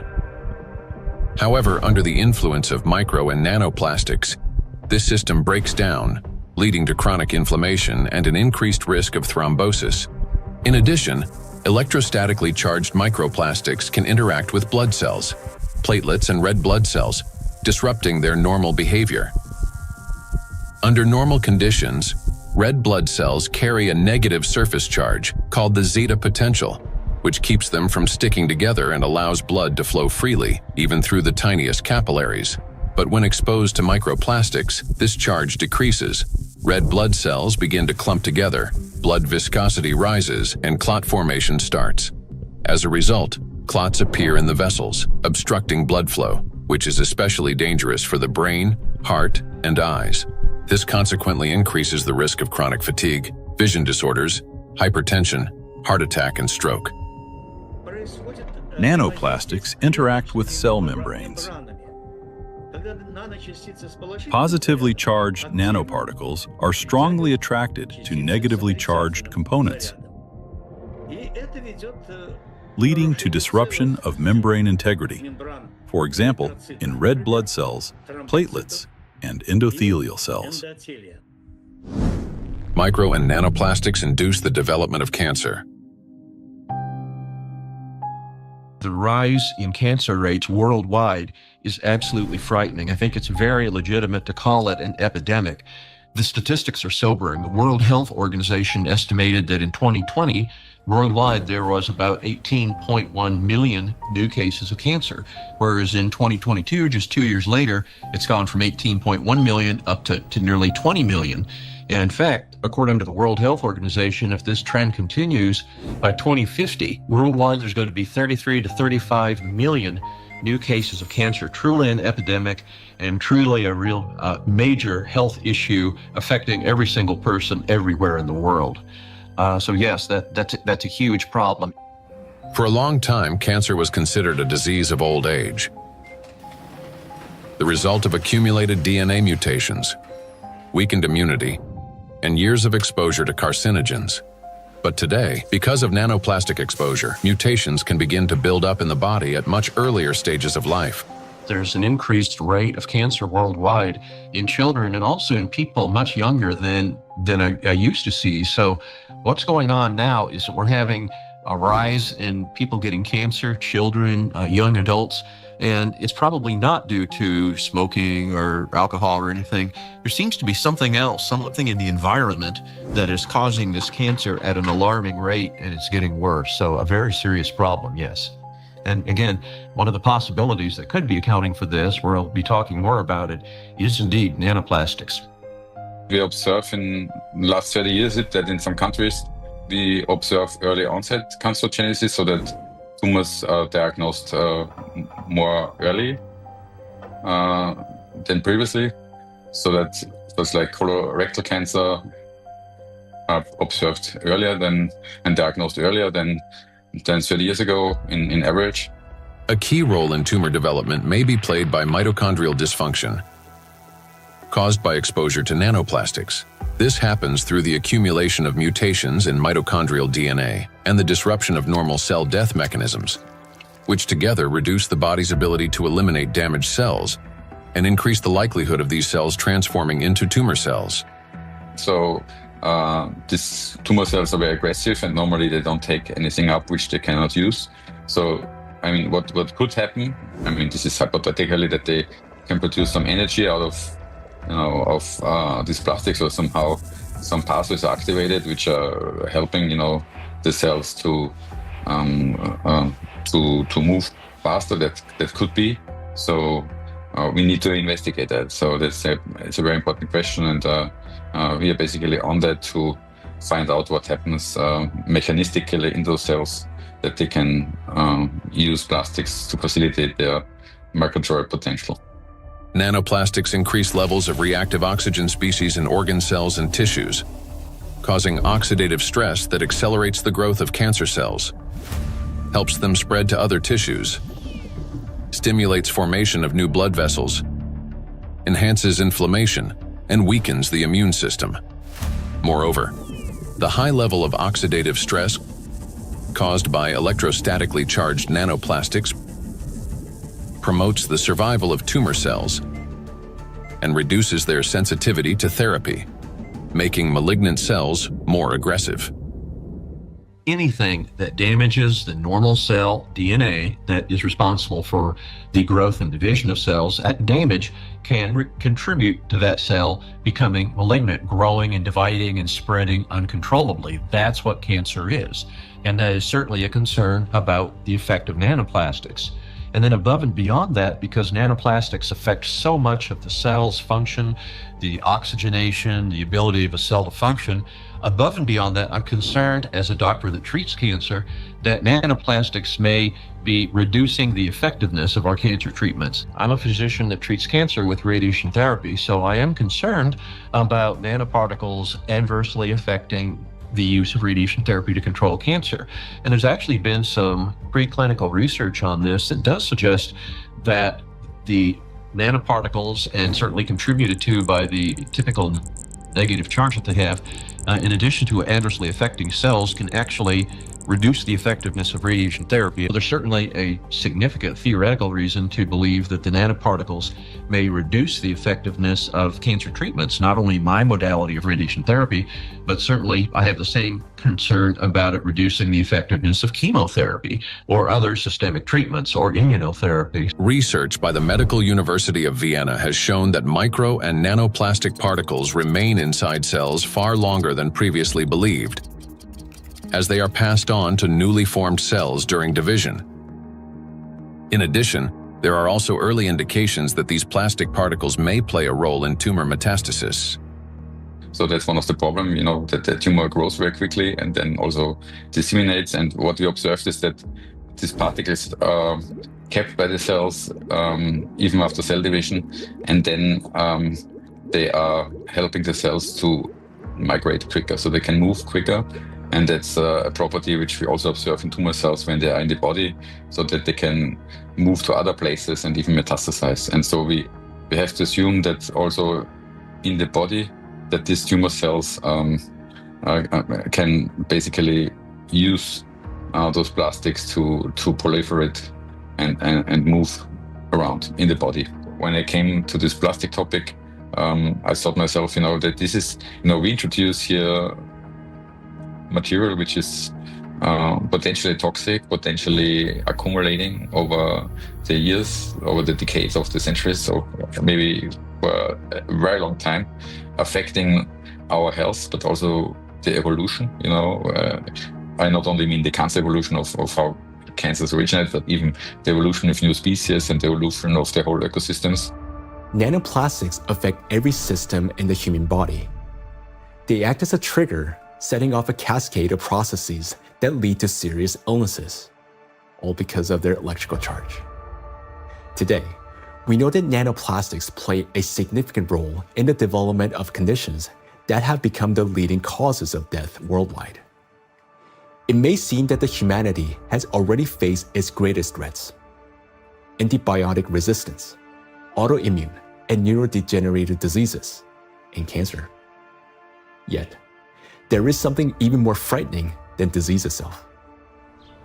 Imagine living an ordinary life, feeling healthy, full of energy, going to gym, delivering a presentation, meeting friends. But then, a moment later, one suddenly dies. The body stops functioning as if someone has switched the lights off. Is there a link between MNPs and sudden death syndrome?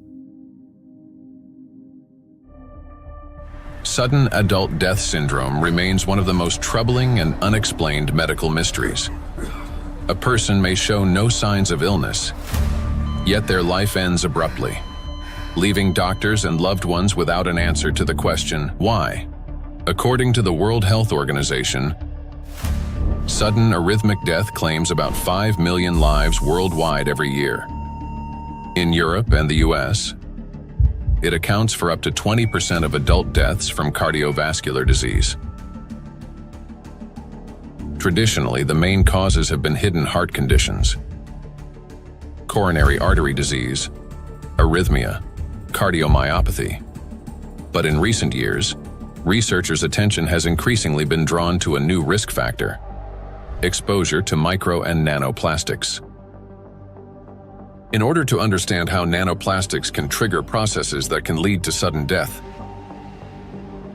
let's recall what they can do.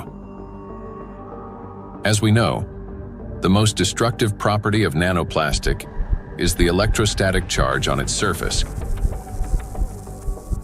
which allows these particles to interfere with the transmission of electrical impulses between cells and distort the signals that coordinate the function of organs and the body as a whole.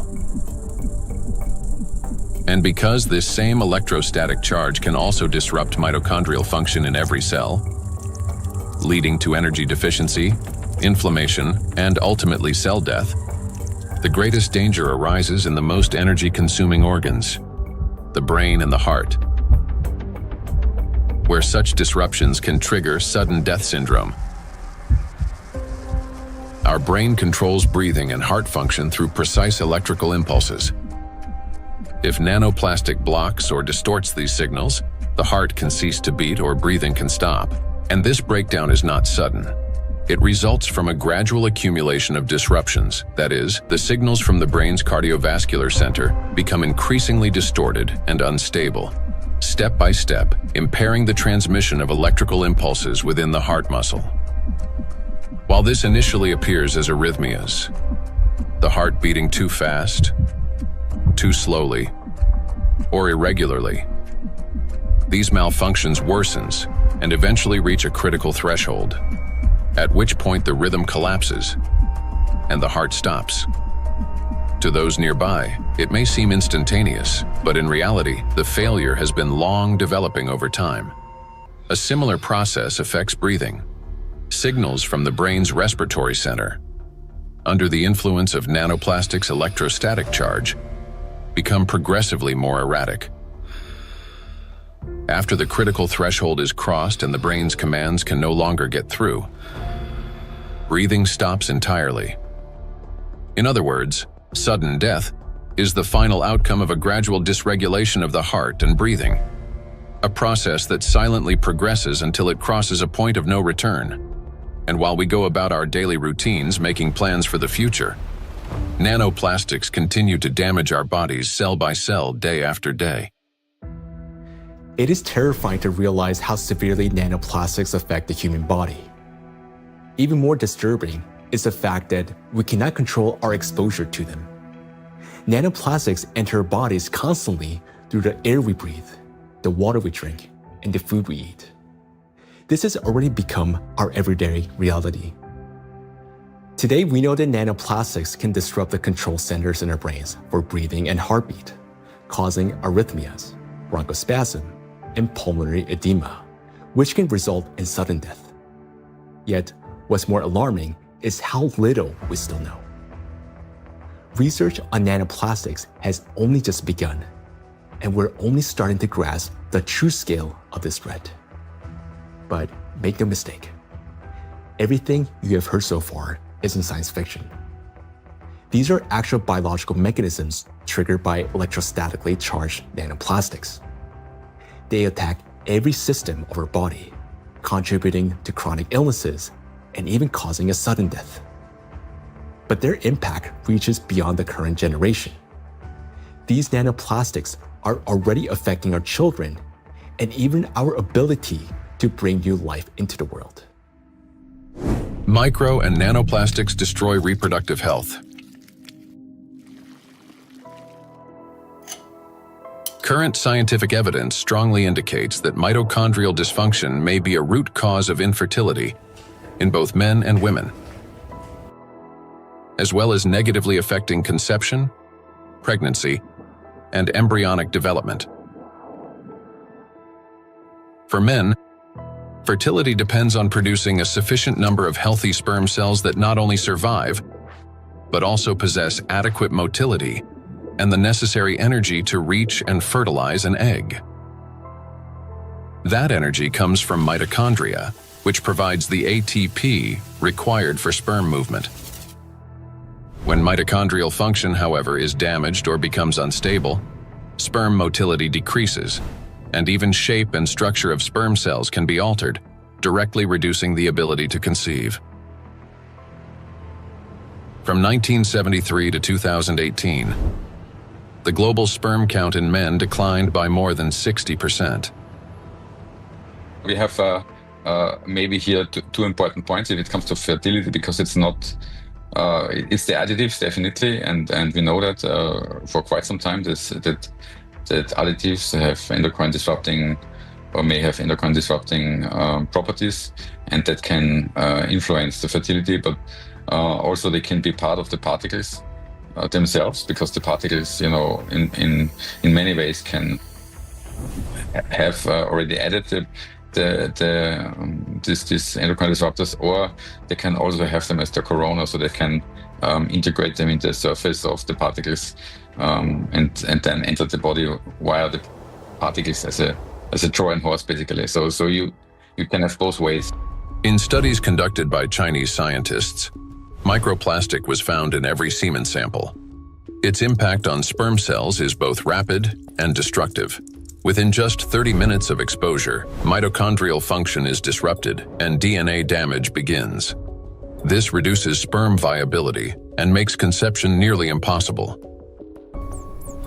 Animal studies have shown that micro and nanoplastics can accumulate in the testes, cause testosterone deficiency, and impair spermatogenesis.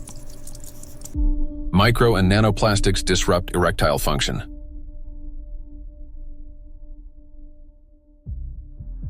Insufficient testosterone production can lead to infertility, reduced libido, erectile dysfunction, and in adolescence, delayed sexual development.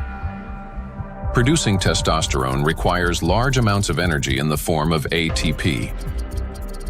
Even small amounts of electrostatically charged nanoplastic entering the mitochondria can disrupt their function and decrease ATP production.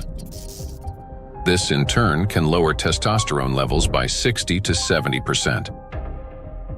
Such a drop impairs blood flow in the corpora cavernosa, the structures of the penis responsible for erection. As a result, this leads to erectile dysfunction and ultimately to impotence.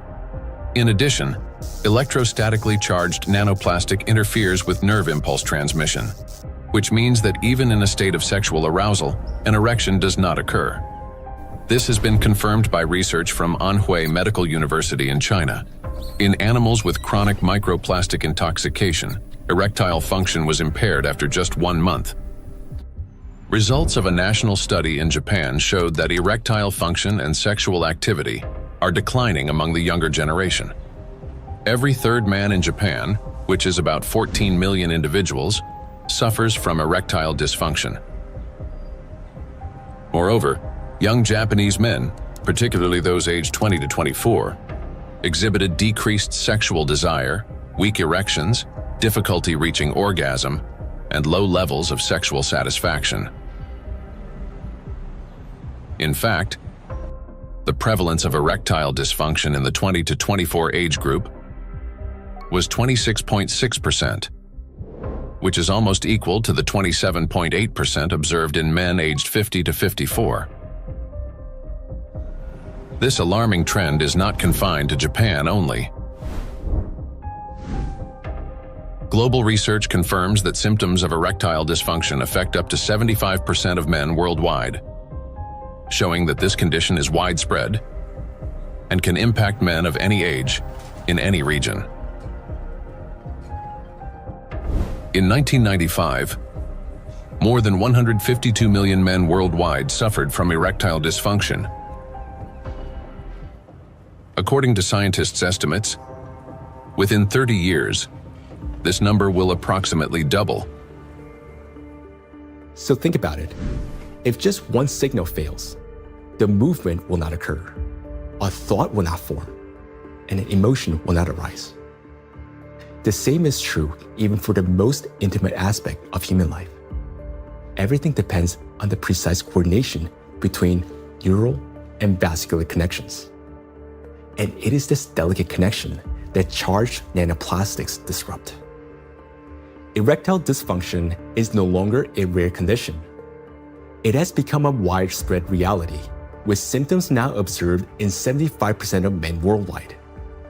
Imagine jumping with a parachute that has 75% chance of not opening. Would you take that leap? That's how most of men feel today. The situation with female fertility is no less alarming. A 2025 study revealed the presence of microplastic particles in the follicular fluid of ovaries in 14 out of 18 women, with an average of more than 2,000 particles per milliliter. These data indicate that micro and nanoplastic particles can cross the blood follicle barrier. After entering the ovaries, micro and nanoplastic particles affect the egg cell and disrupt key mechanisms essential to the health of the female reproductive system. One of the most critical of these mechanisms is mitochondrial function. Each egg cell contains between 100,000 and 600,000 mitochondria, and the energy they produce is vital at every stage, from egg cell formation and maturation to fertilization, and the subsequent growth and development of embryonic tissues. Mitochondrial dysfunction caused by exposure to nanoplastics can impair egg cell maturation, reduce the likelihood of successful fertilization, and even lead to developmental arrest of the embryo. Accumulation of nanoplastics in reproductive organs can be one of the main causes of infertility. According to the World Health Organization, today, about 17.5% of adults, that is, about 1 in 6 people in the world, face infertility. Given the global spread of plastic pollution, Professor of Environmental Medicine and Reproductive Health, Dr. Shanna Swan predicts that by 2045, the world's population may become completely infertile. Micro and nanoplastics affect the emergence of life. During pregnancy, a woman's body creates ideal conditions for the growth and protection of the fetus. However, even the placenta, the body's primary barrier between mother and child, cannot stop plastic nanoparticles from crossing through. A research team led by Antonio Ragusa made a landmark discovery when they detected microplastic particles in the human placenta for the first time. Their findings showed that plastic can penetrate a place where no artificial material had ever been found before, the very environment where new life begins. I was in a wonderful place in Italy, in Sardinia, a place called Piscinas, in Sulcis, in the southwest of Sardinia, where the old mining areas are. It's a very remote, beautiful spot where there's nothing around for 6 or 7 kilometers. While I was walking, I suddenly saw these bright, colorful, sparkling things on the beach. I asked my wife, "What is this?" She looked at me a little puzzled and said, "Well, it's plastic." I said, "Plastic? How could plastic get here when there's nothing for 7 or 8 kilometers in any direction?" She looked at me again, with an expression that made it clear how little I understood, and said, "It comes from the sea, of course." And that's when something clicked in my mind. If plastic can spread through the ocean and end up in such untouched places, then it could also reach the inside of the womb, and so inside the bodies of babies. Naturally, from that intuition, I started pursuing this line of research. I'm a gynecologist. I help deliver babies. So I knew about plastics as much as everyone else, until a certain point. But I began reading and studying, and I reached out to some scientists who worked with microscopes. One of them was a brilliant professor working on the opposite side of Italy, in the marsh region. She used a Raman microscope. A Raman microscope allows you to examine tissues and determine whether they have plastics inside them. Now we call it plastics, for simplicity. But of course, the term plastics covers a wide range of materials. There are dozens and dozens of different plastics. Let's say they are tiny pieces, polymers, that is, infinitely repeated tiny pieces of certain materials that we use every day, throughout the day. So we sent placentas to this professor, and she did an excellent job. She was able to locate and identify plastics inside placentas for the first time. The article we published in 2021 caused a bit of a scandal because the idea of plastics inside the placenta, inside our babies, was shocking to people. Because the plastic we find in the oceans is the same plastic we ultimately find in children. Micro and nanoplastics affect a child in the womb. Plastic triggers inflammation and disrupts blood flow in the placenta. This means the fetus receives less oxygen and fewer nutrients, increasing the risk of intrauterine growth restriction, hypoxia, and preterm birth. The more plastic there is in the placenta, the more likely it is that babies, unfortunately, are born prematurely. And these babies also tend to be smaller compared to those with lower levels of plastic exposure. We have to recognize that premature birth is the main problem facing humans today. In Italy, it's about 7%. In the United States, where the healthcare system is clearly less effective than Italy's, 12% of babies are born prematurely. So, in this sense, an increase in this number would mean an even greater burden for humanity, biologically, for families, and for everyone involved, and of course, economically, for those who care about costs. We know that these particles can be taken up by these particles going through the placenta and then being found in the embryo, and therefore indicating that already in very early life we have an exposure also to the embryo. The electrostatic charge carried by nanoplastics is especially dangerous in embryonic tissues, where even minor disruptions can lead to developmental abnormalities. In other words, nanoplastics begin harming the child's body even at the very earliest stages of its formation. Over the past 2 decades, physicians have documented an alarming increase in congenital birth defects. For instance, Chinese researchers have found that in China, the rate of such defects has nearly tripled. Similar trends have been observed in other countries. One of the fastest-growing congenital abnormalities in newborns is gastroschisis, a defect of the anterior abdominal wall in which loops of the intestine and sometimes other organs protrude through an opening in the abdominal cavity. The prevalence of this defect has increased over the past 3 decades.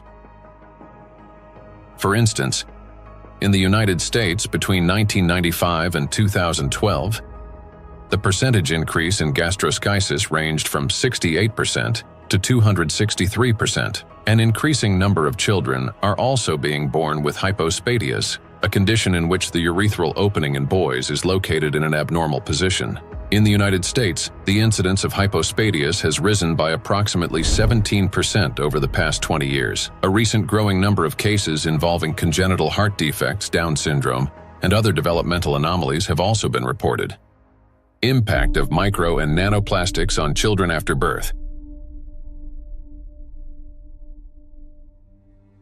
After birth, children continue to be exposed to micro and nanoplastic particles.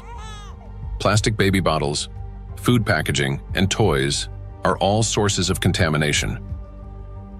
When a baby bottle containing warm water is shaken, up to 16 million microplastic particles per liter can be released. Hot water and sterilization further accelerate this process. As a result, infants are exposed daily to millions of microplastic particles and trillions of nanoplastics. Scientists have even detected microplastic in human breast milk. Research has shown that nearly 40% of breast milk samples, one of the most essential sources of infant nutrition, already contain hazardous plastic microparticles. Due to their higher metabolic rate and breathing frequency, children take in more air, water, and food per unit of body weight than adults. Consequently, at the same level of environmental contamination, their bodies absorb higher doses of microplastic. Moreover, the protective barriers in a child's body are not yet fully developed. This means plastic particles can penetrate tissues more easily and accumulate at higher concentrations. For example, in children under 2 years of age, the ethmoid bone is not yet fully formed, and its openings are wider, allowing plastic particles to pass more easily through the olfactory nerves directly into the brain. Plastic is an infiltrator, and it's mainly children who are affected by it. In our scientific article that drew a lot of attention and was widely cited, we called them cyborg babies, meaning babies who are made of organic material, but also inorganic material like plastic. These babies are smaller. They generally have smaller brains, and very few end up with lower levels of plastic in their bodies. They're not completely free of it, since plastic is everywhere, but with lower levels of plastic. Because of the electrostatic charge of micro and nanoplastic particles, as well as the presence of bisphenols and phthalates, the endocrine and reproductive systems of children are particularly vulnerable. These substances interfere with the formation and development of the reproductive organs, potentially leading to infertility later in life. Given scientific projections that by 2045 humanity could face widespread infertility, children born after 2020 may have a high likelihood of being unable to conceive their own offspring. I have 2 little daughters, and for me personally, everything we have just heard is terrifying. The truth is that we still don't fully understand the catastrophic consequences of our children being exposed to micro nanoplastics. Or, as Dr. Ragusa put it, they have become cyborg children. We're only beginning to grasp the full scale of this reality. And it is truly heartbreaking to look at small children and realize that they may never be able to have children of their own. Not to mention that their lives are already at risk today. The immune system is also at risk. In early childhood, it is still learning to distinguish between friends and foes. Exposure to microplastics can disrupt this process, increasing the risk of allergies, eczema, food intolerances, and even autoimmune diseases. But it also has long-term consequences by which cell programming determines diseases that will then manifest themselves when a person reaches adulthood. That is, at 40 or 50 years of age. And these are diseases that are currently overwhelming, if not outright damaging, our world. They're the so-called non-communicable diseases: obesity, hypertension, diabetes, and metabolic syndrome. A child's brain is especially vulnerable in the first years of life, a critical period of rapid nervous system development when neurons are formed and complex neural connections are established.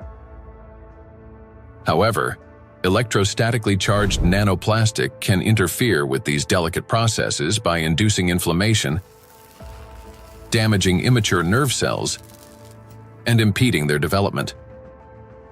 As a result, memory, attention, and learning abilities may be impaired, and emotional instability can arise. Over time, this may manifest as anxiety, learning difficulties, and episodes of aggression. In addition, studies indicate a potential link between exposure to micro and nanoplastic and the development of autism spectrum disorders. Given the breadth of damage that electrostatically charged micro and nanoplastics can inflict on the human body, the scientific community may need to examine their possible role in the rapid rise of autism more closely. For me as a father, it is heartbreaking to realize how truly defenseless our children are. Micro and nanoplastics start affecting them from the very moment of conception, persist throughout fetal development, and continue their impact after birth. Unfortunately, the illnesses that we have already discussed are not the only conditions that micro and nanoplastics can trigger in children. According to statistics, sudden infant death syndrome is among the leading causes of mortality in infants under 1 year old. This is when a seemingly healthy baby dies unexpectedly, and the cause remains unknown even after all examinations. The number of such tragedies is rising rapidly. In the United States, for example, the number of sudden infant deaths has increased by 12% between 2020 and 2022. It is unbearably tragic when there's no way to protect a child. Micro and nanoplastics and sudden infant death syndrome. Since nanoplastics can cause chronic inflammation in any tissue they penetrate, they can disrupt the formation of neural connections even before birth, including in the regions of the fetal brain that control breathing and heart function. After birth, the damaging influence of electrostatically charged nanoplastics continues. An infant's nervous system is still developing and remains highly unstable. Therefore, even minor disturbances in signal transmission can lead to respiratory or cardiac arrest. These very functions are often impaired in infants who die from sudden infant death syndrome. Moreover, when micro and nanoplastics damage mitochondria, the affected cells begin producing less energy. To compensate for this deficit, they increase the number of copies of mitochondrial DNA and expand their population of mitochondria.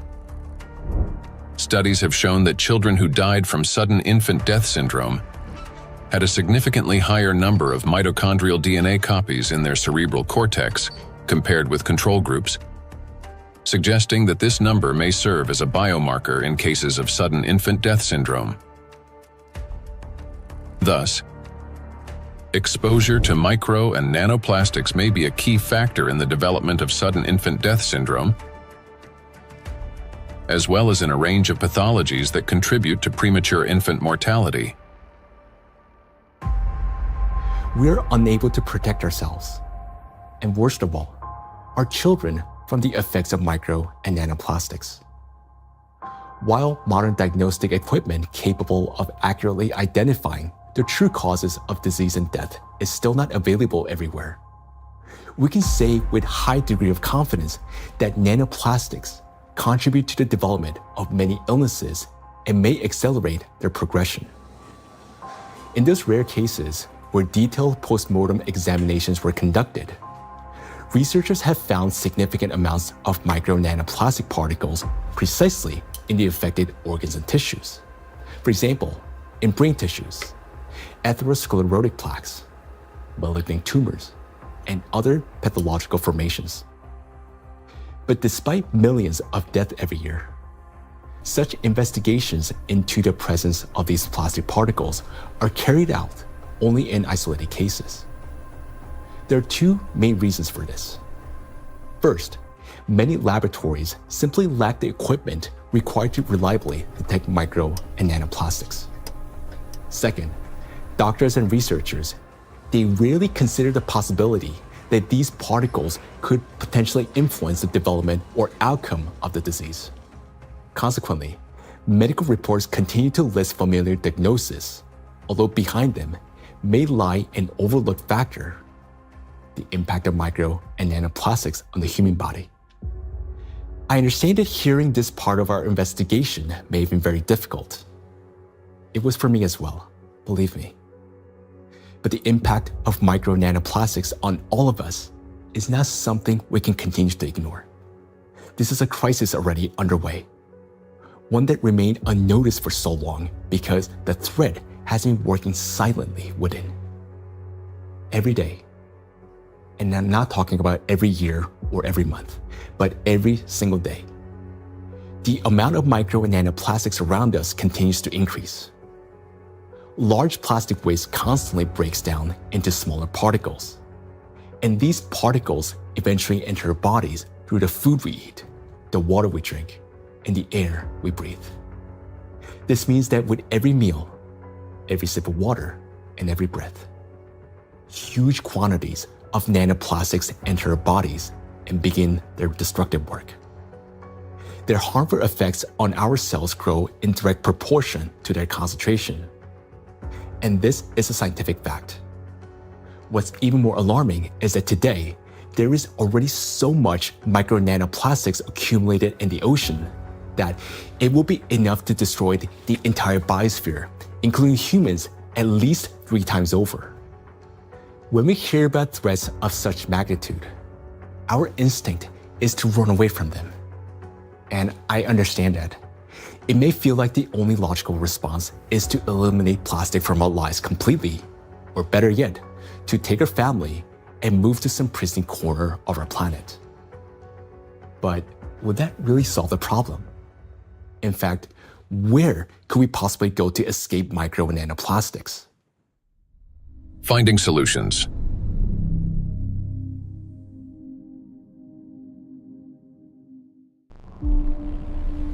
Exclusion zones. One of the essential things is the environment we live in, and plastic is one of the most important factors shaping it. Micro and nanoplastics have now infiltrated every corner of the planet, yet their distribution is far from uniform. Some regions accumulate especially high concentrations of plastic particles, and nowhere is this more pronounced than in the oceans. Each year, roughly 11 million tons of plastic waste enter the ocean. The equivalent of an Eiffel Tower made entirely of plastic plunging into the sea every 8 hours, or about 1,100 such towers annually. Initially, these towers consist of bottles, bags, fishing nets, and other plastic garbage. Over time, under the influence of sunlight, waves, and weathering, they fragment into billions of invisible killers, micro and nanoplastic particles. According to research, about 95% of small debris less than 5 millimeters in size is composed of plastics. The surface of the world's oceans is already covered with more than 350 trillion particles of microplastics, and the number continues to grow rapidly. However, the ocean depths hold countless trillions more, forming an invisible yet enormous area of contamination.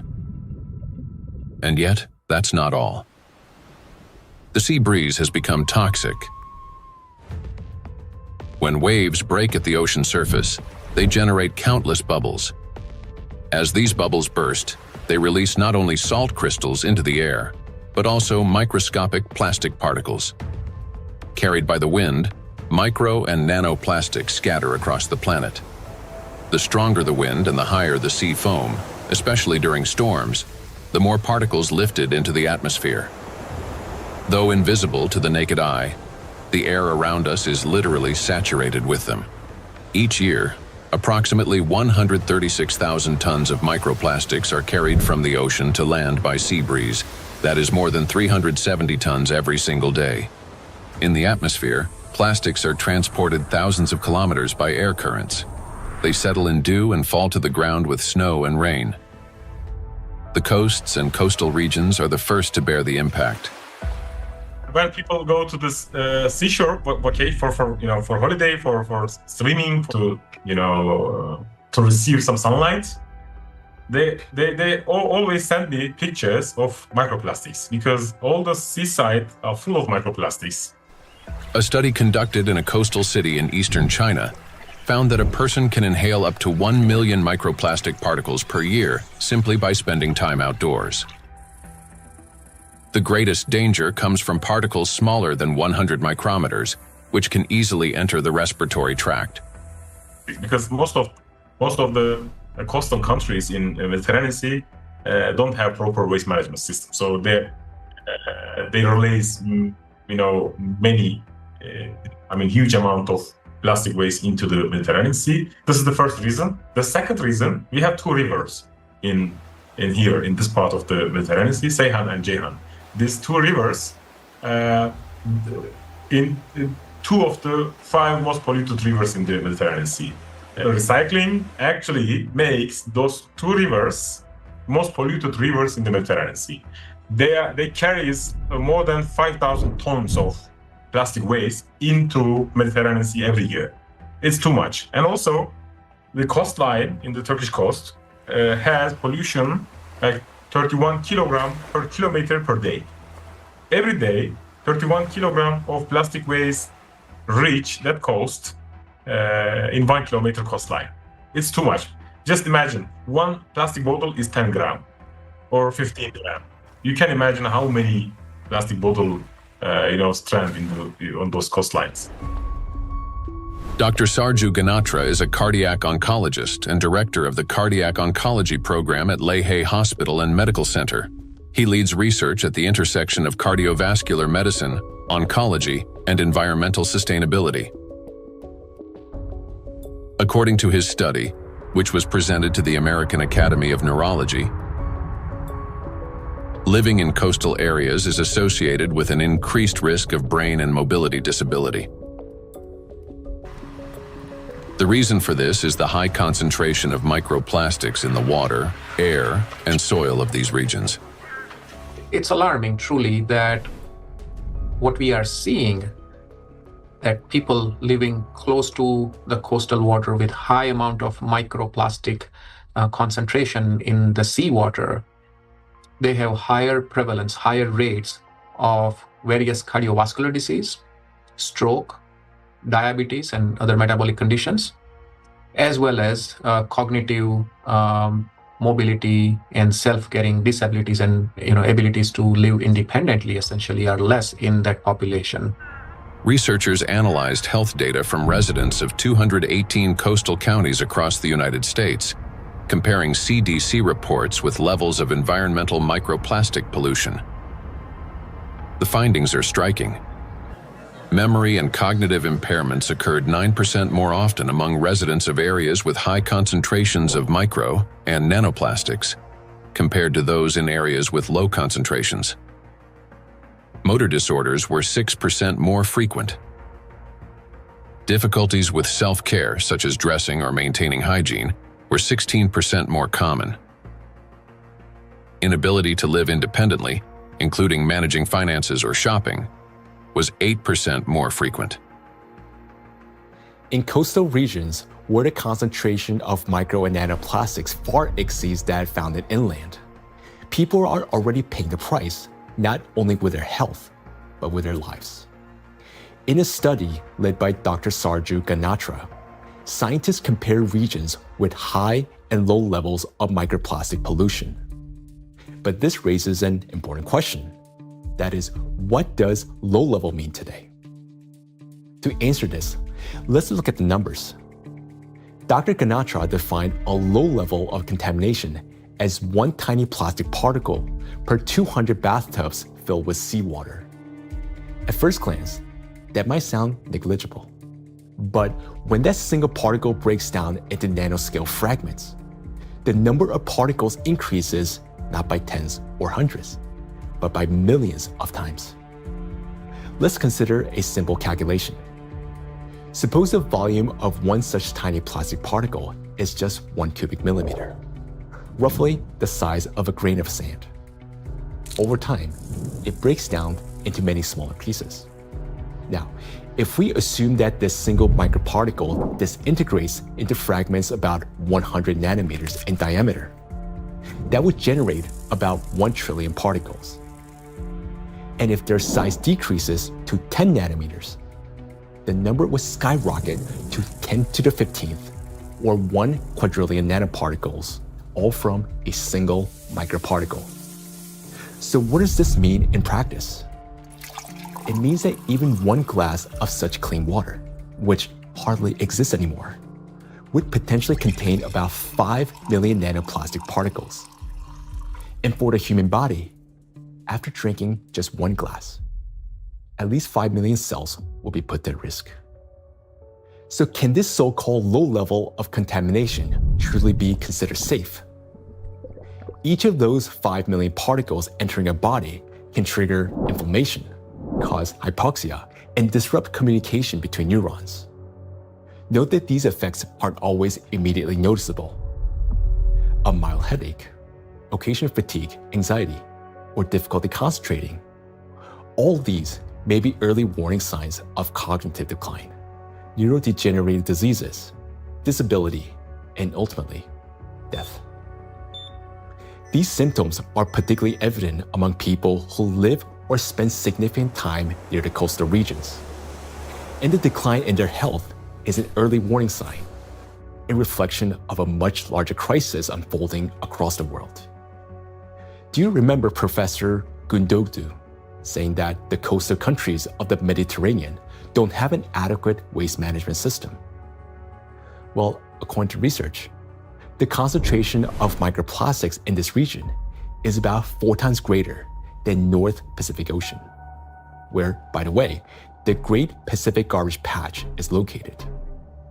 And in addition to 5 already known invisible garbage patches, researchers have identified a 6th garbage patch hidden in the Mediterranean Sea.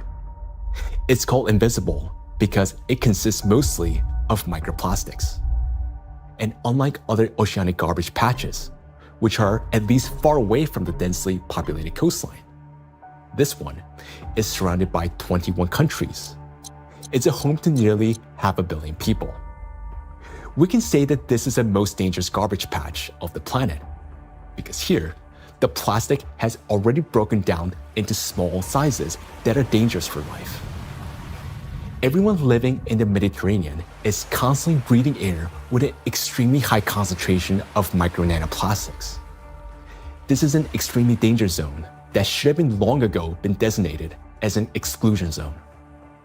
Now, recall the battery example and imagine how many charged particles are present and how much energy is concentrated there. That's why the Mediterranean Sea is warming faster than the rest of the world's oceans. This is very serious because Mediterranean plays a key role in shaping the climate of Europe and the Mediterranean countries. It affects the weather patterns, rainfall distribution, and even the ecosystems of the entire region. It is precisely this extreme warming here, driven by micro and nanoplastics, that is intensifying the climate anomalies, extreme weather events, and even natural disasters throughout the Mediterranean. Meanwhile, the amount of micro and nanoplastics continue to rise with every passing minute. And what worries me personally is that people do not know this and continue traveling to these regions, often with their children, thinking that they're going there to rest and recharge, when in reality, they're entering a zone of extreme danger.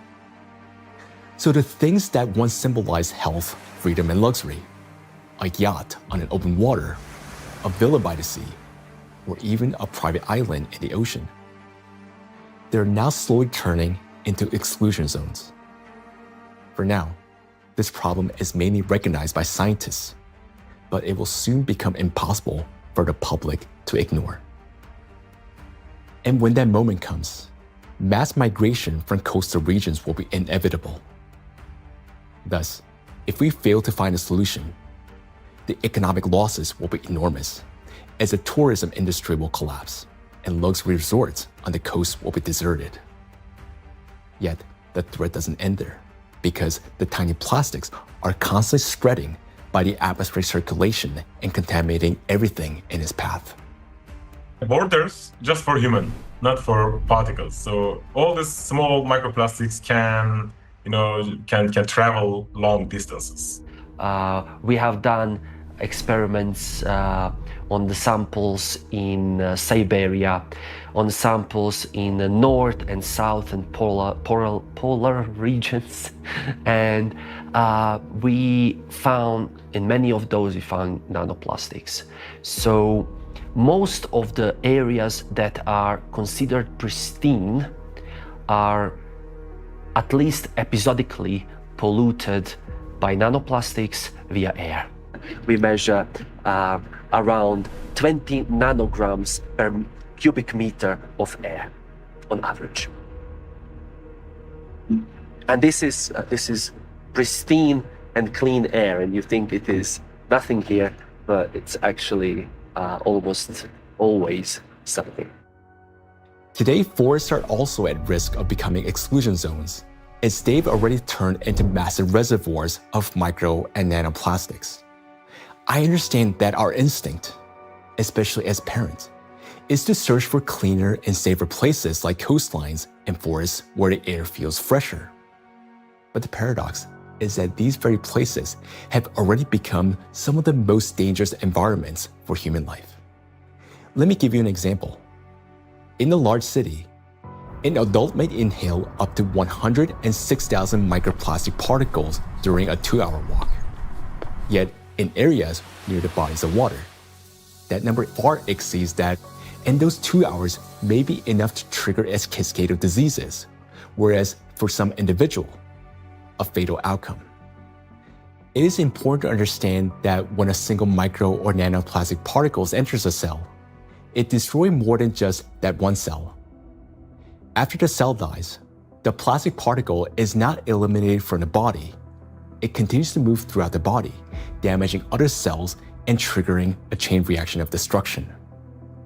This process is endless because plastics, as we know, can recharge and retain electric charge. The more microplastics enter a body, the faster this destruction spreads cell after cell, organ after organ. And time becomes critical here because our body has limited resources to fight this damage, while nanoplastics, they're not expelled. Instead, they continue to accumulate in ever-increasing quantities, destroying us from within. Nanoplastics are perfect killers not only of humans, but of the entire biosphere, and it's impossible to hide from them anywhere. They're literally pushing us out of the world we once knew. Micro nanoplastics are already affecting our planet as well as the climate. And moreover, they're intensifying already devastating natural disasters and contributing to the worsening geodynamic crisis. Climate and plastic in a single cycle of destruction. The world ocean is the largest system of our planet. It regulates climate and serves as the main source of oxygen. The ocean and the atmosphere form a single, interconnected climate system. Water has a remarkable ability to absorb and store immense amounts of heat, increasing its temperature only gradually. The accumulated heat is then evenly redistributed across the planet and transferred to the atmosphere. This property of the ocean to efficiently dissipate heat from the Earth's interior protects the planet from extreme temperature swings and helps stabilize the climate. But massive contamination of the oceans with micro and nanoplastics is disrupting this finely tuned mechanism. Electrostatically charged plastic particles bind water molecules, forming hydrate shells around themselves. This alters the physical and chemical properties of ocean waters. This has already reduced its thermal conductivity and created pockets of overheated zones where heat can no longer dissipate. Consequently, overall ocean warming is accelerating. This topic is explored in greater detail in the documentary Anthropogenic Factor in the Ocean's Demise. Excessive ocean heating, in turn, increases evaporation and disrupts atmospheric circulation. As a result, both the temperature and humidity of the atmosphere rise. Electrostatically charged nanoplastic particles act as condensation nuclei,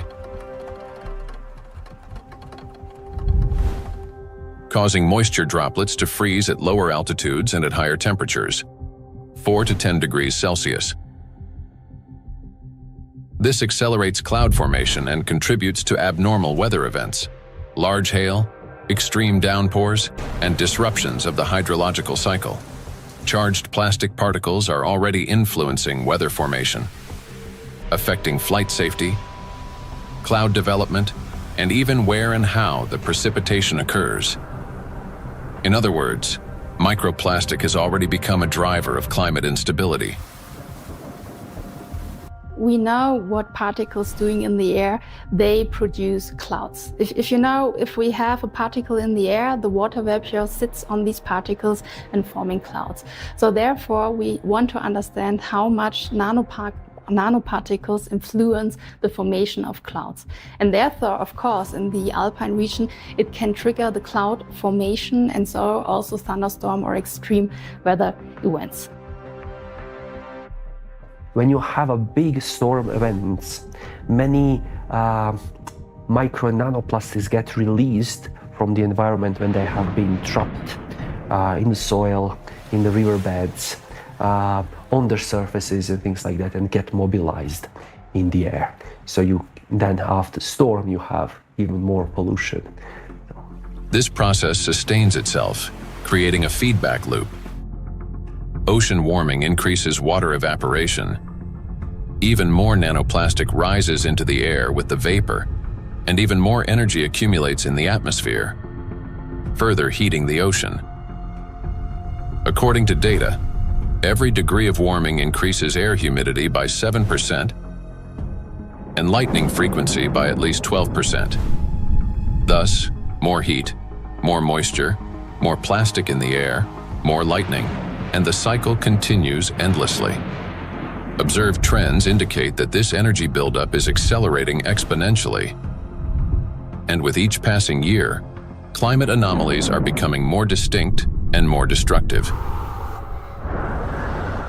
We are seeing the hottest summer in Europe after having a record-breaking summer last year.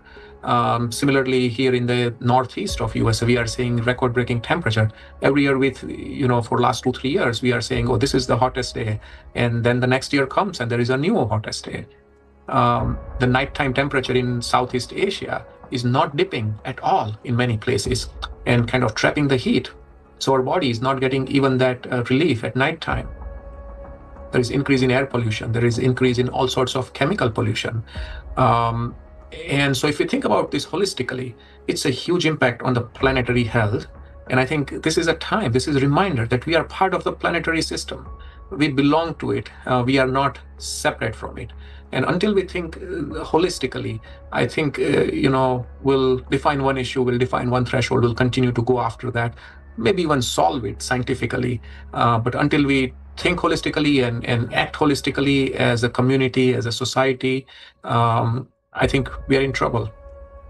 We have reached a critical point where it's no longer possible to solve the climate crisis without simultaneously addressing the plastic pollution, and vice versa. The two are interconnected, each reinforcing the other. And as we continue to study this issue, the picture becomes even more alarming because we're now beginning to understand what is truly happening. I am. Both for myself and my family, but also for the future generations. There was a time where I thought that, the climate change is real, of course, but this is for future generations to be affected by, and I was still equally concerned. But in no time, and I would say in less than 5 to 10 years, we started from that mindset and time frame. Within 5 to 10 years, we started feeling it, getting impacted by it in our day-to-day life. And so it's more concerning than ever before. And the timeline, which was predicted previously, has shortened exponentially. The impact we are seeing on a global climate, from ambient air to the thinning of the Arctic ice. And it's not linear model, right? I mean, the physics is going to play out. The thinner the ice, it's going to take much less amount of time to melt it, even the same volume, in a much shorter period of time. So I think these timelines are really concerning, and I am afraid, yes. Indeed, many signs indicate that our planet's energy balance has been disrupted, and natural processes are intensifying exponentially. Consequently, we may have less and less time to respond, and nanoplastics are playing a key role in this acceleration. In the past, excess heat from the Earth's interior was removed gradually, step by step, yet effectively. It was first partially absorbed by the oceans, and then transferred into the atmosphere, and then finally released into the space. This sequential process prevented excess energy from accumulating within the Earth's interior or the atmosphere, allowing the planet to cool and reduce the thermal load on the inner layers. But today, this natural mechanism has been disrupted. Nanoplastics no longer merely affect the climate, but they also exacerbate the geodynamic crisis and intensify natural disasters by obstructing the release of heat from our planet's interior. The role of micro nanoplastics in this process is described in detail in the report on the progression of climate catastrophes on Earth and their catastrophic consequences.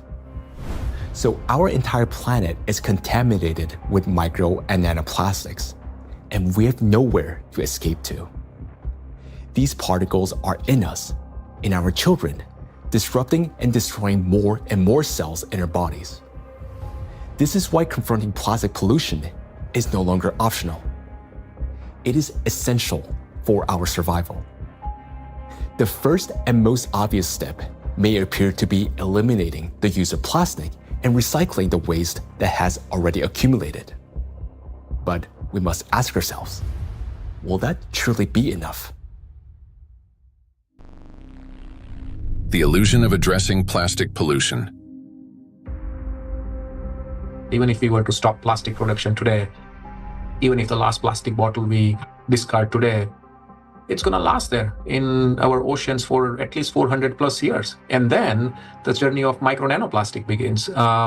And so we have a poster in our cafeteria where we say that, you may not see your grandkids or great-great-great-grandkids, but I will, saying the plastic bottle. And I think that's true.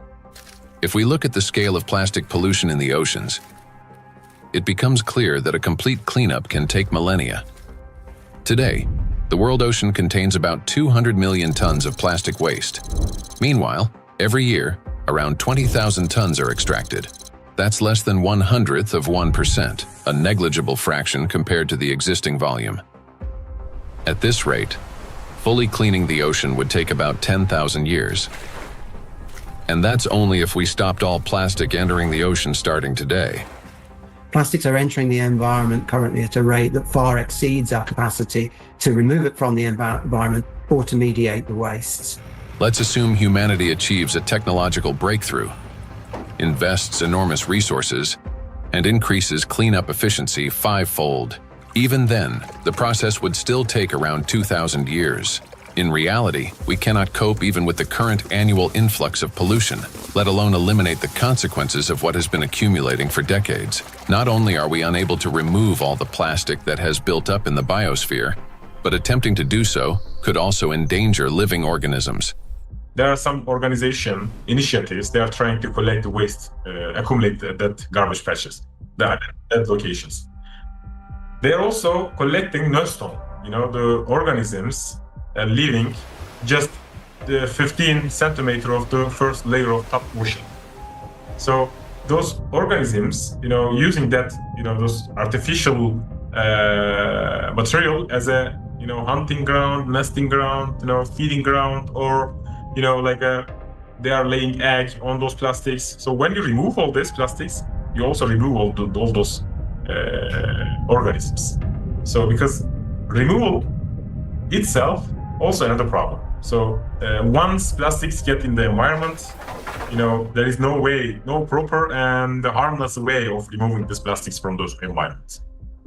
Moreover, a significant portion of plastics has already broken down into micro and nanoparticles that now lie on the seabed, drift through the water column, have entered the bodies of marine organisms, and become part of the global cycle of matter.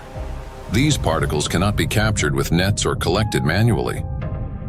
This means that simple mechanical removal of plastics from the environment, even under the most optimistic scenario, will not solve the problem. We are no longer dealing with debris that can simply be picked up, but with nanoparticles carrying an electrostatic charge. This nanomaterial has already become embedded in every living thing on the planet.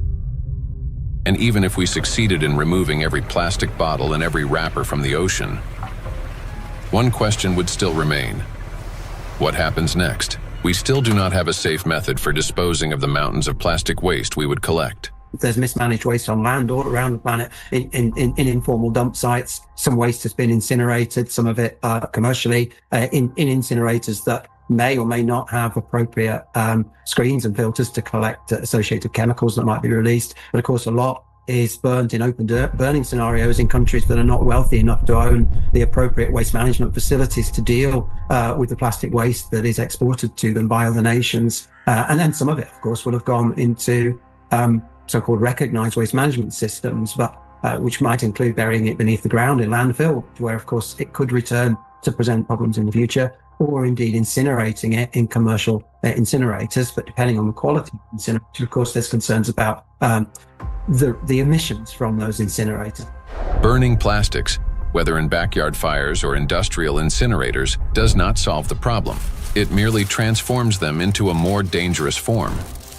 When heated or burned, large plastic items break down into micro and nanoplastics that disperse into the air, settle onto surfaces, and enter water and soil with precipitation. The apparent disappearance of plastic in flames is an illusion. Burning simply accelerates the fragmentation of plastic into the tiniest particles many times over, into the very micro and nanoplastics that pose the greatest danger to human health. And it is precisely these electrostatically charged particles that can penetrate deep into the body, including the brain and other cells, where they trigger a wide range of diseases. When you put plastic in a recycling facility, at first they will shred big plastic to generate flakes and small pieces of plastics, and then during that shredding, they also use for washing. They have to wash to remove some unwanted material on plastics. During that washing, material lose many. I mean, the huge percentage of the total mass. So those lost material will go to the wastewater stream. Recycling activities, practices, feeding microplastic pollution in the waterways. A simple and regular recycling facility can generate billions microplastics and then release into the either wastewater stream or waterway. And unfortunately, what I see with some of the things that are claimed to be a solution is that they're not necessarily properly tried or tested before they're put into the market, and there may then be potential for unintended consequences. Pyrolysis. At first glance, it looks like a technological miracle. We take plastic waste, heat it to 800 degrees Celsius without oxygen, and obtain fuel. Instead of piles of garbage, we get gas, liquid, and a small carbon residue. Sounds promising, doesn't it? But this technology has a flip side, an invisible and far more dangerous one.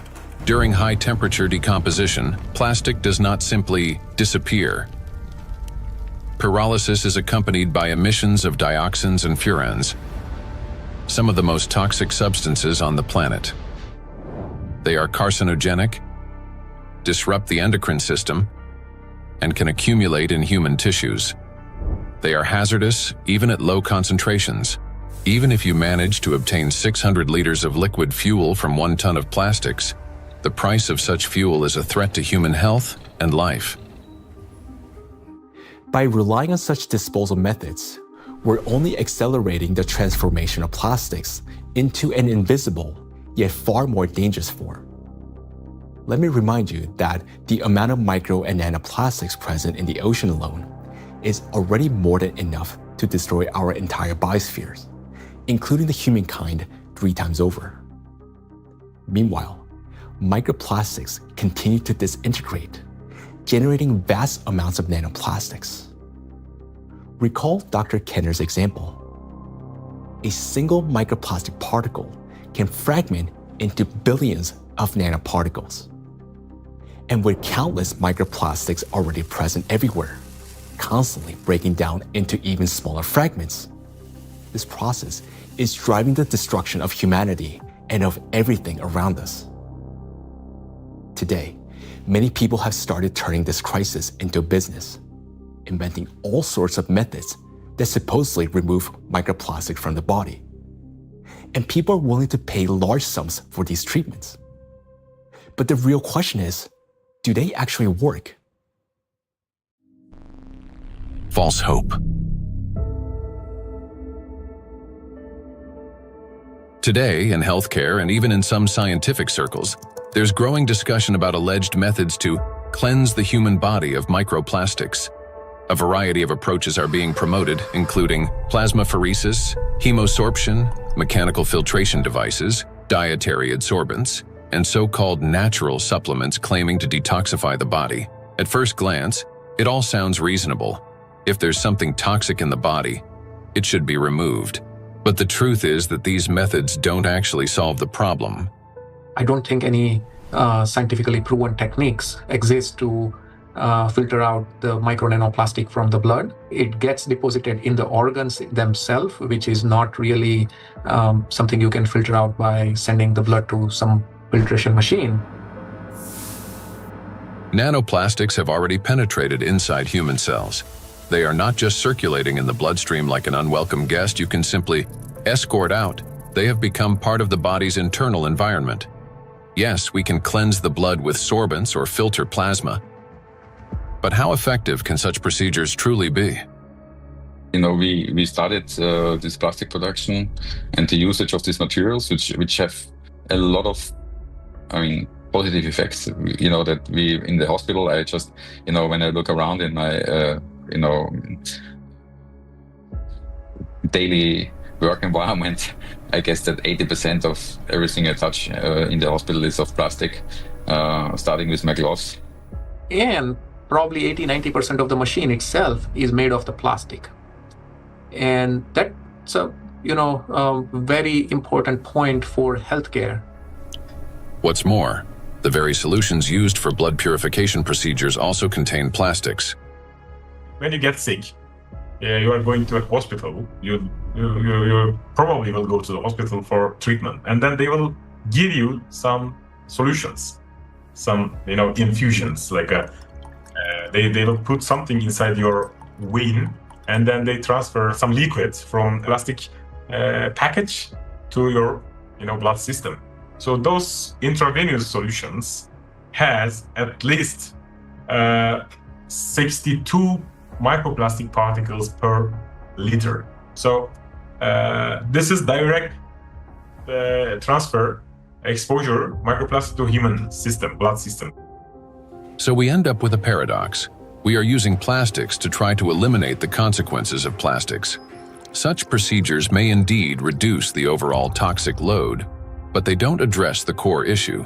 They don't extract plastic from cells, don't neutralize its electrostatic charge, don't restore disrupted signaling pathways, and don't protect the brain, immune system, or mitochondria. An individual has every right to try such methods. It is their personal choice, but it's important not to harbor illusions. Those procedures will not restore lost health. Moreover, plastic isn't just a material used for packaging and household goods. It is the backbone of modern industry, healthcare, transportation, electronics, construction, and even space technology. It's the second most common material on Earth after concrete, so it's extremely widespread. I think going forward, it's going to be really important that we retain the important uses of plastic, because plastics are not here the enemy. It's not a treaty about not producing plastics. It's a treaty about ending plastic pollution, not ending the production of plastics. And plastics have the potential to bring clear societal benefit. That is why the main goal today isn't to stop plastic production, but to find ways to reduce the impact of micro and nanoplastics on human health and the environment.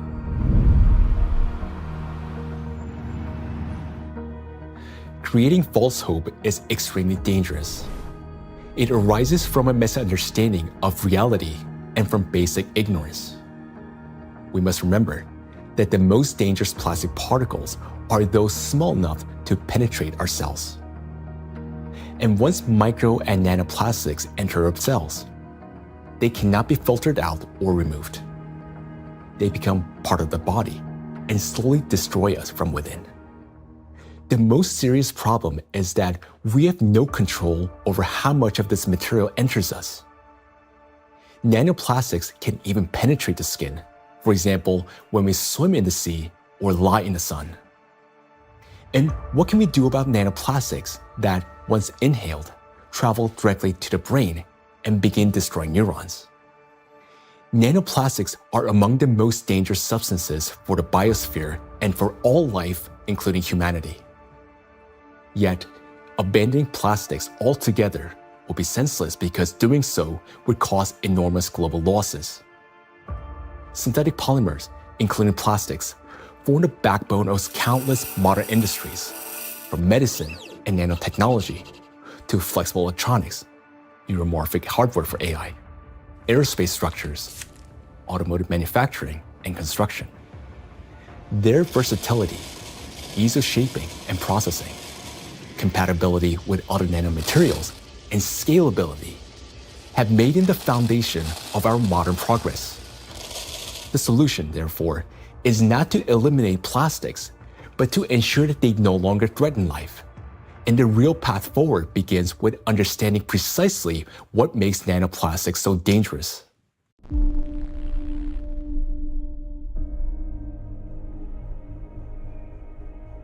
Now, we already know that electrostatic charge is the basis for their destructive power.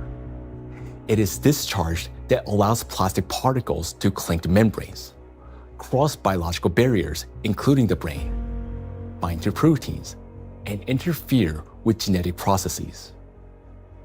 The charge transforms plastic from something inert into a tiny, yet powerful destructive force within the biosphere and humankind. Understanding this, the scientific group of ALLATRA was the first to propose a strategic direction, that is, to deprive nanoplastics of their ability to accumulate and retain electric charge. Note that countless nanoparticles exist around us, yet most do not penetrate or destroy our cells. Only plastics do because of their electrolyte behavior. Thus, if we can eliminate this property, then we can turn micro-nanoplastics into inert and harmless particles that no longer pose danger to us or to the biosphere. Now, how did the scientific group of ALLATRA come to understand this and become the first to propose a solution? The answer goes back many years and to the work of Dr. Igor Danilov, a vertebrologist and researcher who spent many years studying spinal diseases. Over 20 years ago, he was actively engaged in scientific research focused on investigating degenerative processes in intervertebral discs.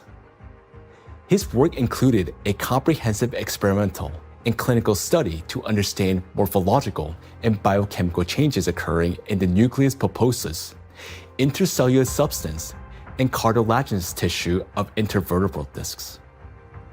While studying cellular processes, Dr. Danilov focused on immune regulation and pathological reactions that could trigger cell degeneration. He noted that mitochondrial dysfunction was one of the main drivers of these changes, and this insight became the starting point for investigating what might be disrupting cellular function. Dr. Danilov frequently visited specialized laboratories, and in the course of detailed analyses, he found foreign particles inside the cells, which he later identified as plastic. This discovery became a key moment in his research, as he began to analyze possible mechanisms by which plastics affect cells. Through his investigations, Igor Danilov determined that the negative impact of tiny plastic particles on cells stems precisely due to the damage they cause to mitochondria. This conclusion was based on observations that cells containing these tiny plastic particles showed clear signs of mitochondrial dysfunction, which in turn exacerbated degenerative processes. Here, Igor Danilov suggested that the ability of plastic particles to penetrate cells may be due to their electrolyte behavior. That is, the ability to accumulate and retain electrostatic charge, which allows them to form a biological shell around themselves. This property enables the plastic particles to enter cells easily, avoid detection by the immune system, cross protective biological barriers, including the blood-brain barrier, disrupt normal cell function, and provoke degeneration and cell death. On this basis, Igor Danilov proposed that to neutralize these tiny plastic particles, we must deprive them of their ability to accumulate and retain charge. He shared his findings and projections about the harmful effects of tiny plastic particles with his colleagues from various medical fields, including surgeons, oncologists, cytologists, pathologists, and geneticists, as well as with biologists and chemists. Soon after, these specialists confirmed his alarming observation that these plastic particles do accumulate in critical organs in the body, such as the brain, heart, intestines, endocrine, and reproductive organs, where their presence can disrupt organ function and destroy our health. Igor Danilov's predictions were deeply concerning, especially in light of global trends, the rising production of plastics and the growing accumulation of plastic waste in oceans and ecosystems. Thus, More than 20 years ago, the scientific group of ALLATRA realized that micro and nanoplastics pose a serious threat not only to humans, but the entire biosphere. And each year, the number of these particles continues to grow, worsening the situation amid accelerating climate and geodynamic changes on the planet. The implications are far-reaching. If we can eliminate the charge from micro nanoplastics, we will not only eliminate their destructive impact on human health, but also remove the excess energy accumulating in the biosphere, the energy that currently fuels the geodynamic crisis and intensifies natural disasters. Thus, plastic would no longer act as a destabilizing factor, and many planetary threats could be mitigated at once if we can find a way to deprive nanoplastic of their ability to accumulate and retain charge. The question is, how can we achieve this? Well, let's be honest. This task is extremely difficult. It will not be enough to simply figure out how to neutralize the electrolyte behavior of these tiny plastics in a test tube. We must learn how to achieve this for every micro and nanoplastic particles already present in the biosphere, including those inside the human body, and do so without harming people or nature. Given the unprecedented scale of this challenge, solving it will require collaboration among experts across many disciplines: biophysics, nanotechnology, molecular toxicology, material science, and medicine. Plastic pollution is not a narrow environmental issue. It's a systemic global challenge that affects health, safety, natural resources, the stability of our civilization, and life itself. 20 years ago, the scientific group of ALLATRA already recognized the danger of micro and nanoplastics and identified the underlying principle of how they could be neutralized. But to this day, we haven't found a way to achieve it.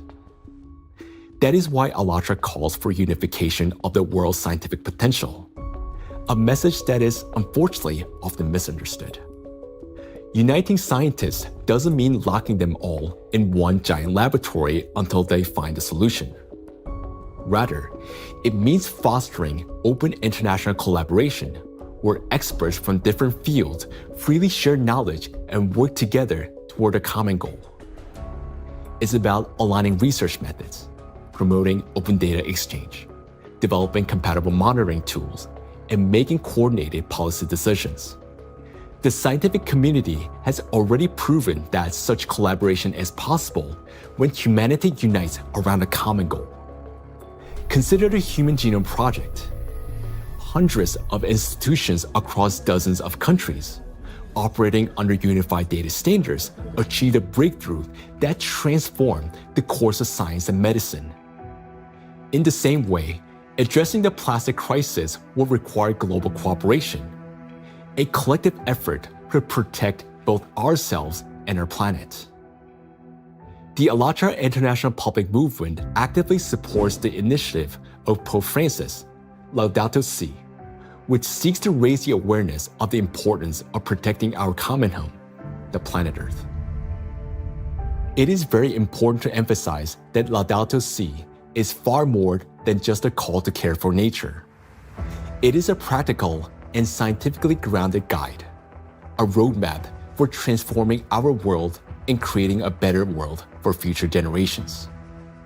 The encyclical provides a clear direction toward a sustainable future, uniting ecology, climate justice, and humanity's shared responsibility for protecting our common home. The ALLATRA movement, fully embracing these principles, views Laudato Si' as a powerful catalyst for global cooperation in addressing environmental and social challenges, and preserving the delicate balance of our planet. Cardinal Peter Turkson, the Chancellor of the Pontifical Academy of Sciences, is widely recognized for his dedicated work in ecology and social justice. Thanks to his educational efforts and tireless advocacy, the encyclical is widely disseminated worldwide as a practical guide for safeguarding our planet. It is a great honor for us to introduce Cardinal Peter Turkson, who will speak about the efforts being made to promote the encyclical Laudato Si and to put its principles into practice. So, question is, how can we get Laudato Si to be widely read? Of course, it's a book that is there. I have presented it at the United Nations. I presented it at UNESCO in Paris. I presented it at Davos World Economic Forum. So I've talked about Laudato Si in several environments. I've also had a chance to present it even in university groups. Ohio State was the first group that wanted to hear about Laudato Si. And since then, I've been in Dayton, I've been in San Diego. And therefore, to get Laudato Si well known, we decided to create what we call Laudato Si Action Platform, which identified, in fact, 7 actors of Laudato Si.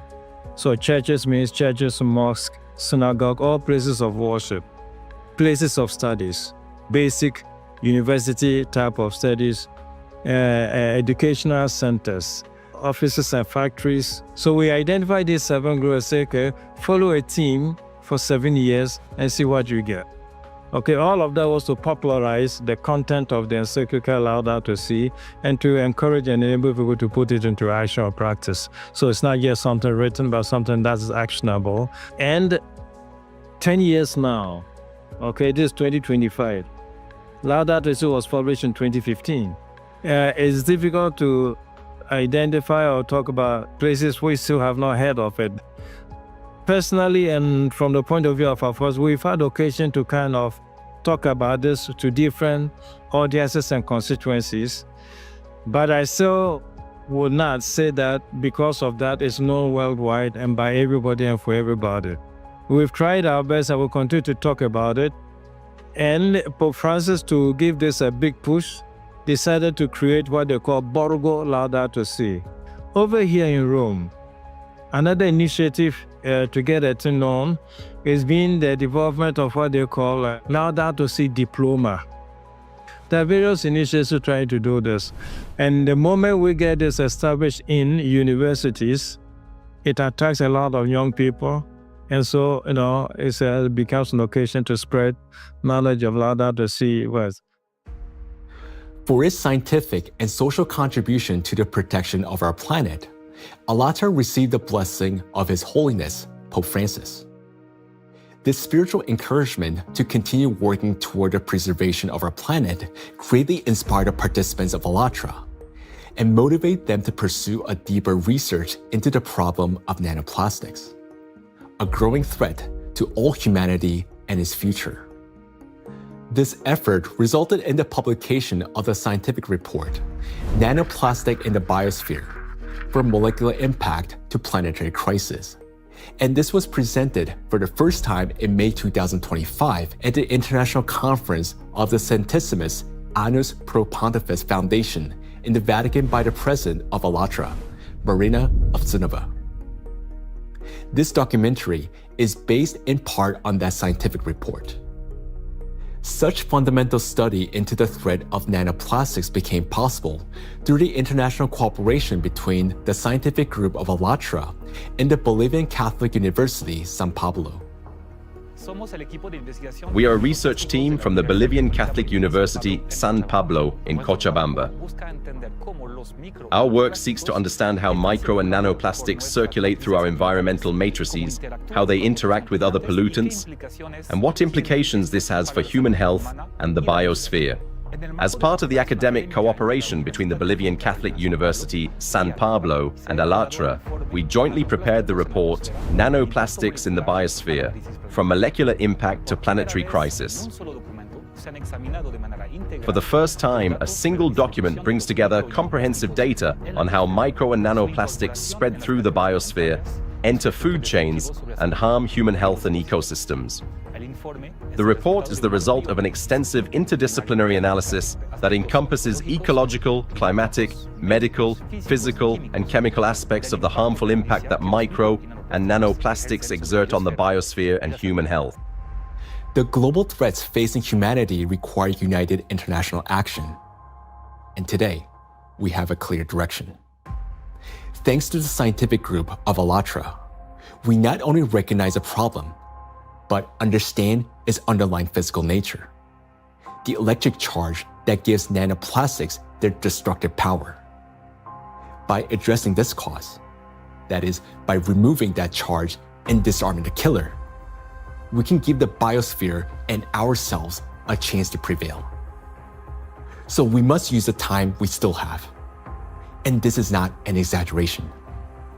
Our cognitive abilities are rapidly declining, and this is serious. It is a result of nanoplastics accumulating in our brains. You may already notice it in yourself and those close to you. Unless we act, it will only worsen year after year. And now, you will learn why. The age of intellectual extinction. Throughout the 20th century, scientists observed a trend. Since 1932, IQ scores had been steadily rising. This phenomenon became known as the Flynn effect. However, among generations born after the 1970s, the rise in IQ has reversed to a gradual decline. Mandatory IQ tests for military personnel in various countries show a decline in scores since the mid-1990s. According to another study conducted between 2006 and 2018 at Northwestern University, Americans showed a decline in IQ across 3 out of 4 cognitive areas. This decline in average IQ has been termed the reverse Flynn effect. In 2025, the scores of U.S. high school students on major math and reading tests dropped to the lowest levels ever recorded. Their average math score was the worst since the current version of the test was introduced in 2005, while reading scores were the lowest since testing began in 1992. Similar trends have been observed in other countries. The steady decline in IQ continues to this day. Intelligence scores are no longer rising. They're slowly, but surely falling. But what lies behind this troubling trend? One important correlation stands out. The decline in average IQ coincides with the exponential rise in plastic production and pollution. Take a look at the graphs. The more plastic, and therefore the more micro and nanoplastics in the environment, the lower the IQ. This shows a clear link between increasing the amount of plastics and declining cognitive abilities. And that is deeply alarming. This isn't just a statistical correlation. As plastic production has skyrocketed, our daily exposure to micro and nanoplastics has risen with it. Charged plastic particles can easily pass through biological barriers, including the blood-brain barrier. Once inside the brain, nanoplastic particles accumulate not only in neurons, but also in glial cells, the very cells that nourish and protect neurons and help form neural connections. There are many more glial cells in the brain than neurons themselves. Electrostatically charged nanoplastic disrupts the function of glial cells, triggering inflammation and chronic stress, setting off a continuous cycle of destruction inside the brain itself. For the brain, chronic stress and inflammation are like a computer running on a critically low battery.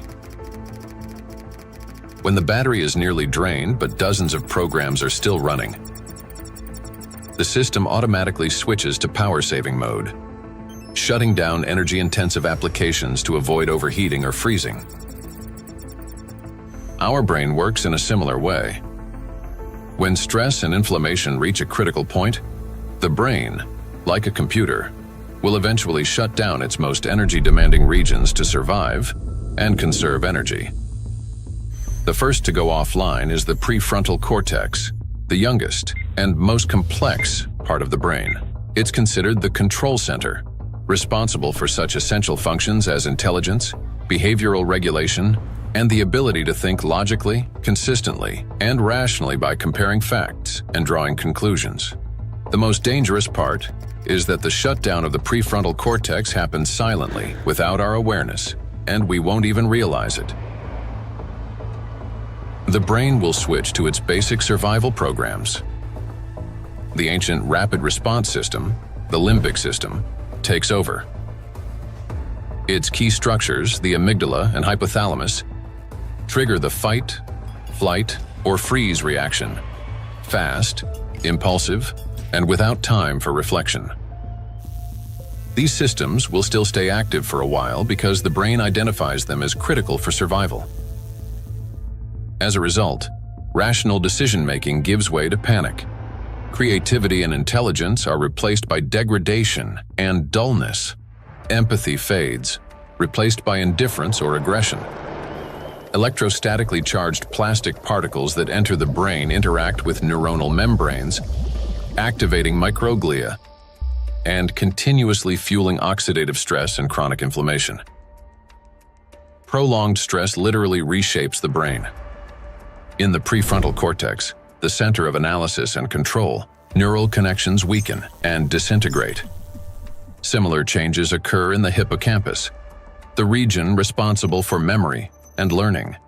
Neural connections fade away, and the hippocampus deteriorates. In the amygdala, the centers of fear and anxiety, the opposite happens. Connections strengthen, anxiety and aggression intensify, and panic attacks may develop. The brain reorganizes itself. Instead of thinking and analyzing, it starts operating on instincts. In doing so, it loses the ability to recognize real danger and respond appropriately. This isn't a temporary reaction. It's a fundamental restructuring of the brain. The capacity for learning, cooperation, and rational decision-making declines. This may help explain global trends we see today in society. A decline in average intelligence, a rise in anxiety and depression, an increase in aggression, impulsivity, and issues in social relationships. As the amount of plastic in the environment continues to grow, the reverse Flynn effect will only become more pronounced. People won't just become less intelligent, they won't even realize it. They'll become captives of a reality distorted by their own brains. As a result, humanity will lose the ability to perceive the world, events, and even obvious threats adequately. They'll no longer be able to connect facts logically, and therefore will lose the ability to make sound decisions. That will mark the end of human thinking. Our cognitive decline is already underway. This is not a prediction, but reality. Plastics are making us less intelligent and less capable of responding to crises. They're damaging the regions of the brain that are responsible for memory, attention, problem solving, and creativity. The very abilities we urgently need to achieve scientific breakthroughs and to find a way to neutralize the threat posed by micro and nanoplastics. And we have very little time left to make the right decisions. Yet, the loss of intelligence is not the worst that awaits us. Prolonged exposure to micro nanoplastics and their accumulation in the brain that leads to gradual failure of even our most basic survival functions. In other words, we risk losing not only our ability to think, but our very ability to live.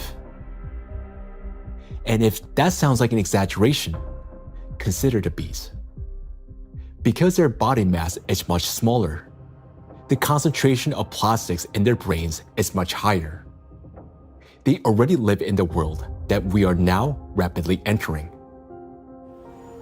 Microplastic can enter a bee's body through its thin cuticle, or along with food, and within just 72 hours, it reaches the brain.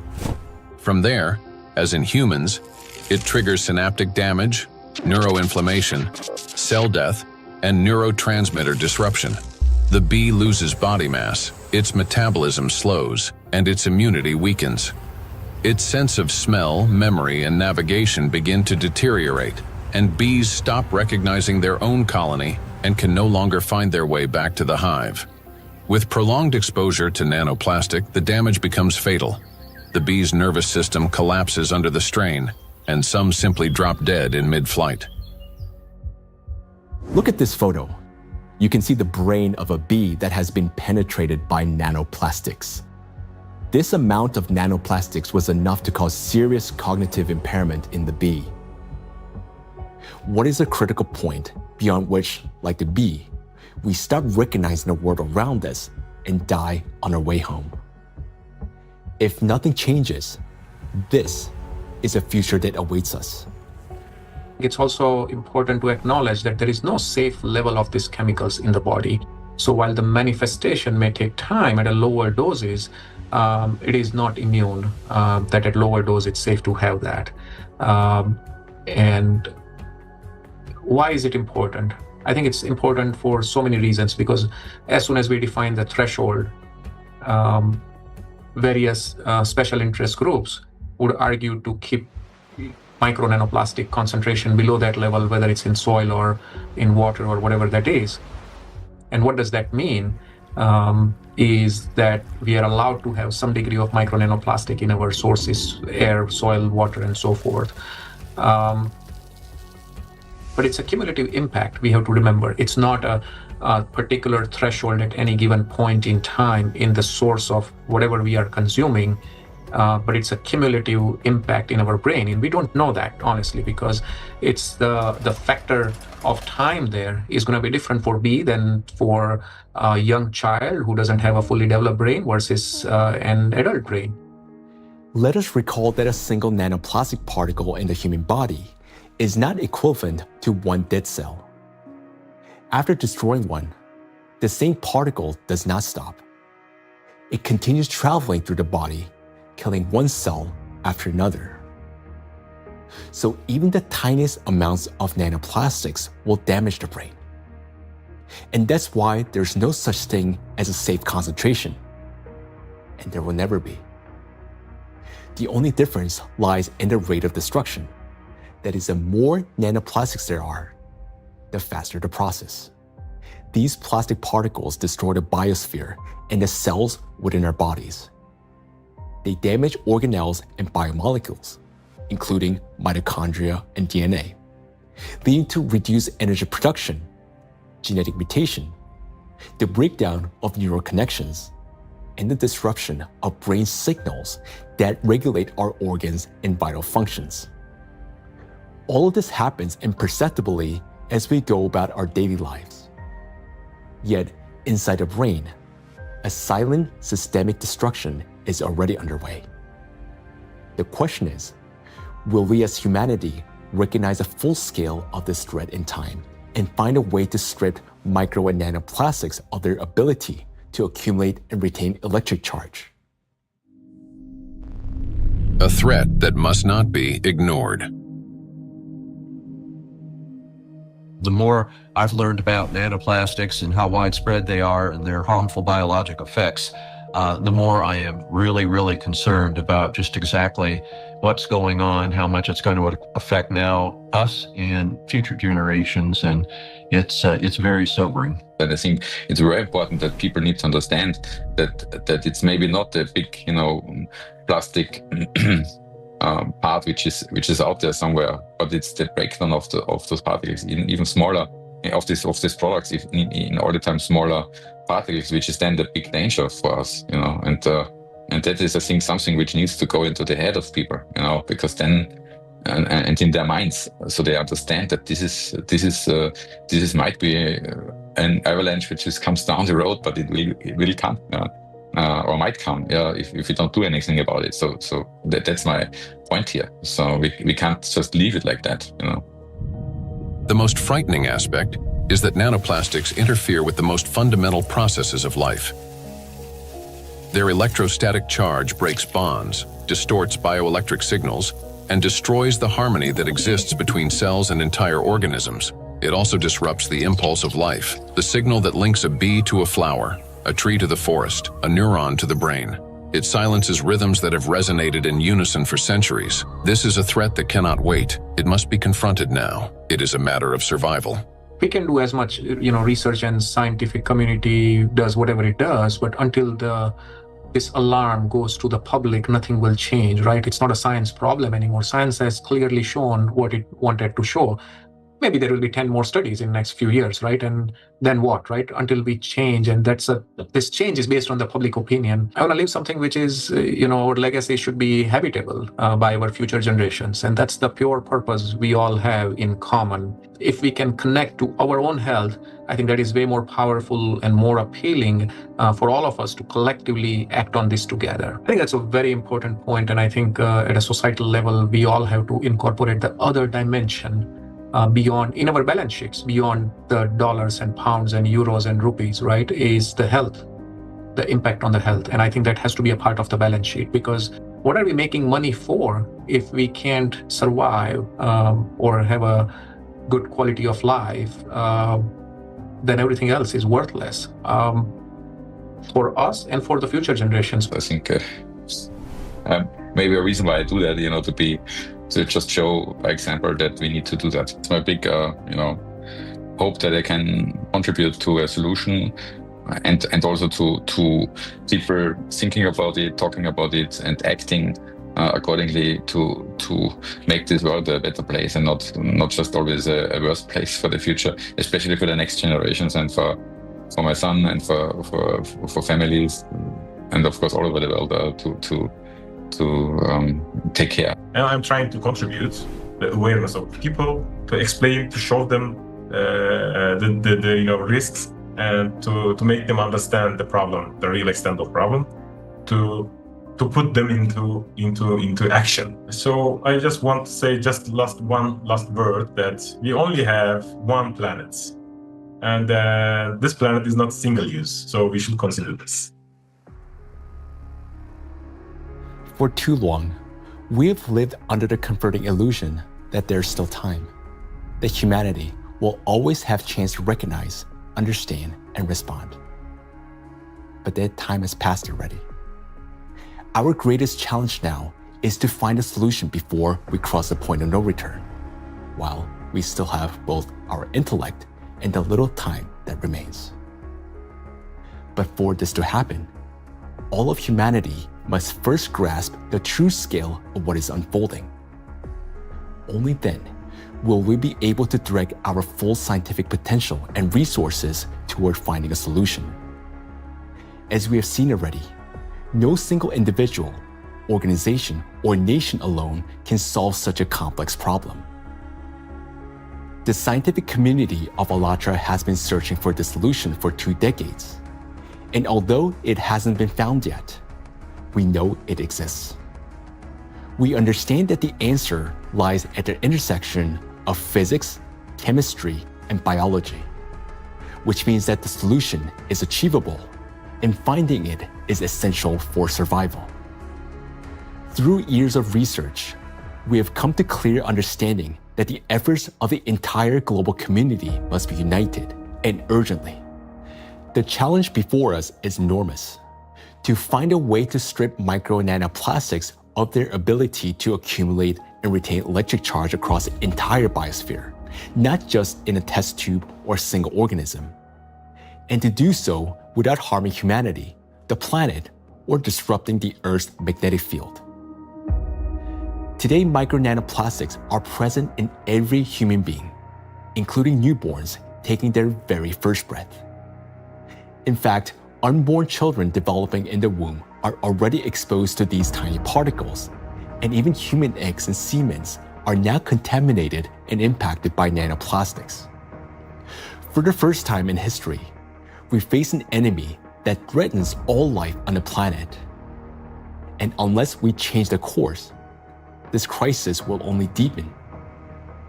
Nanoplastics have indeed become the only true enemy of all humankind and each of us. I want to say that now is not the time for geopolitical rivalries or economic wars. It is not the time to build new empires. When one realizes that they're dying, it makes no sense to start building a new house, especially when no one will be left to live in it. And above all, we no longer have a time for military conflicts. there's no sense in killing one another when we're already being killed by a common invisible enemy, although some don't even realize it yet. We cannot remain indifferent to this threat because our future depends on whether we're capable of setting aside our divisions and uniting against this killer, nanoplastics, which threatens all life on our planet. The question is, are we capable of truly understanding all this? Or has nanoplastic already damaged our minds to the point where we don't even recognize the mortal danger hanging over humanity? If we can still see the reality for what it is, then we're obligated to act, to find a solution while we still can. We cannot shift this responsibility to the next generation, because if we fail to find a solution now, there will not be any true generation. And knowing this, giving up would mean betraying ourselves, our families, our children, and all of humanity, condemning all life on this planet to slow and inevitable death. Each of us, if still capable of understanding this threat, can contribute something meaningful to this effort. Only by acting together can we solve this monumental challenge and preserve the most precious thing that we have, life itself. Life is worth fighting for.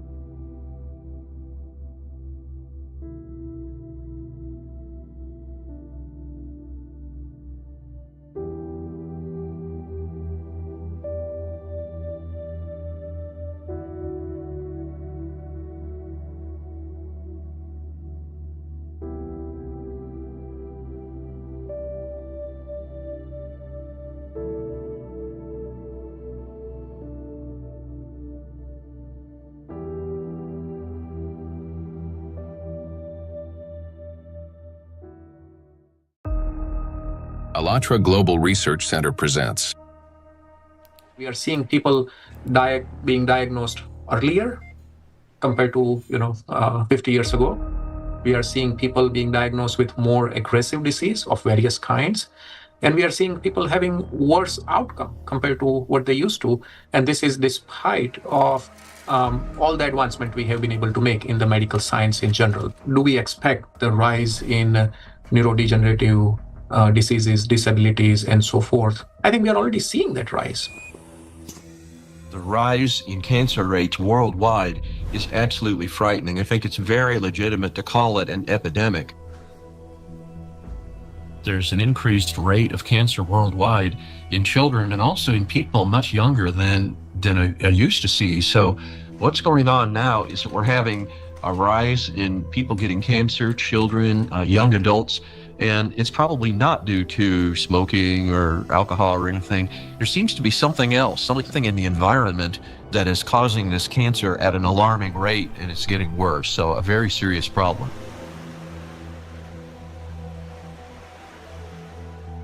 Diseases are emerging early in life. Today's generation is getting sick at ages when their parents were still healthy. And what's worse is that they're often battling not just one, but multiple chronic diseases simultaneously. How can this be happening despite all the advances in modern medicine? What if behind this rapid global decline in human health, there lies a hidden factor, one that we've overlooked all along? Nanoplastics, a threat to life. We're talking about microplastics, tiny particles that can't be seen with the naked eye. They're much thinner than a human hair, extremely fine. From the molecular level to the scale of entire ecosystems, understanding microplastics is crucial for protecting the biosphere and public health. I was also surprised that it took so long, to people to recognize that's a problem, because this plastic production increased super high in the 1950s, and we have now, I guess, something between 400 and 500 million tons of plastic production every year, and this keeps accumulating, in all our ecosystems. So it's not only affecting the human life, but the whole ecosystem. So it's every individual, every plant, even bacteria. They take them up. So that's something which we have to take into account. The fact that it now pervades from our deepest ocean to our highest mountain, that it's present in more or less every living sample that scientists have looked at, and in some populations in considerable proportions, and that it's now pervading, our food, drink, and the air we breathe, to me, is quite concerning. The science has clearly, without a doubt, shown that these chemicals, these particles are very harmful for us in various ways, not just one organ system, but all organ systems are affected. Plastic symbolizes progress, a triumph of human ingenuity, a material that is light, strong, and built to last forever. Yet, as humanity, we miss something crucial. We fail to notice how the very material created to improve our lives began instead to endanger them. Unfortunately, people often underestimate the true threat posed by plastics. Many think of it merely as an environmental problem. Bottles scattered on beaches, debris floating across the sea. And yes, these do pollute our planet. But large plastic pieces alone cannot destroy the entire biosphere, including humanity, unlike the microscopic particles they eventually become. This plastic bottle. In this form, it poses no immediate danger. But everything changes once this solid object disintegrates into masses of microscopic fragments. If this half-liter bottle were broken down into plastic particles just 1 micrometer in size, it would create roughly 10 trillion of them. And if all those particles were to penetrate the cells of a human body at once, this single bottle, in the form of nanoparticles, would destroy a person within minutes. Micro and nanoplastics are a threat to life itself. And by life, we mean not only human existence, but the very survival of the entire biosphere. Scientists are sounding the alarm that even today, exposure to these particles is leading to deterioration of health, as well as physical and cognitive decline across humankind. A growing body of research links micro and nanoplastics to the development of diseases, genetic mutations, and the rise of antibiotic resistance. Some researchers even associate tiny plastics with climate anomalies, natural disasters, and increase in seismic activity as trillions of microscopic particles interact with the environment. Over time, they could create uninhabitable zones across our planet. And all of this begins with a simple chain reaction. When plastic, like this very plastic bottle, breaks down into micro and nanoplastics. This documentary is a result of a large-scale investigation. We've examined hundreds of scientific studies and thousands of facts to answer key questions, like why are plastics so particularly dangerous? How can plastic particles threaten the very foundation of life? And what chances remain for humanity to change its course? Today, only a few hundred, perhaps a few thousand people truly understand the magnitude of this threat. A number far too small for a world of 8 billion. But by watching this documentary, you will become one of the few who understand what's really happening. This is a story of why researchers studying nanoplastics call them the #1 killer, and how they're already reshaping our future. Plastic interferes with the universal language of life.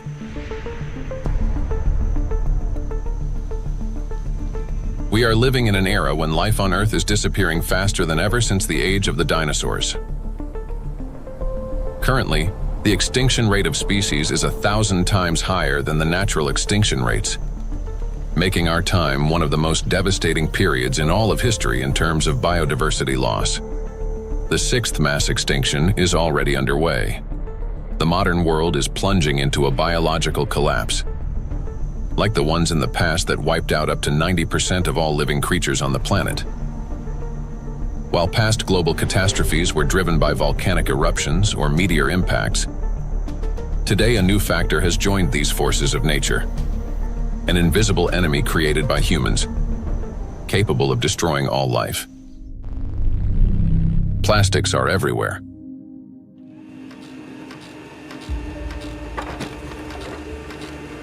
Since the mid-20th century, humanity has produced more than 9 billion tons of plastic, a material that was meant to make life easier, but has instead become a deadly trap for nature and for humanity.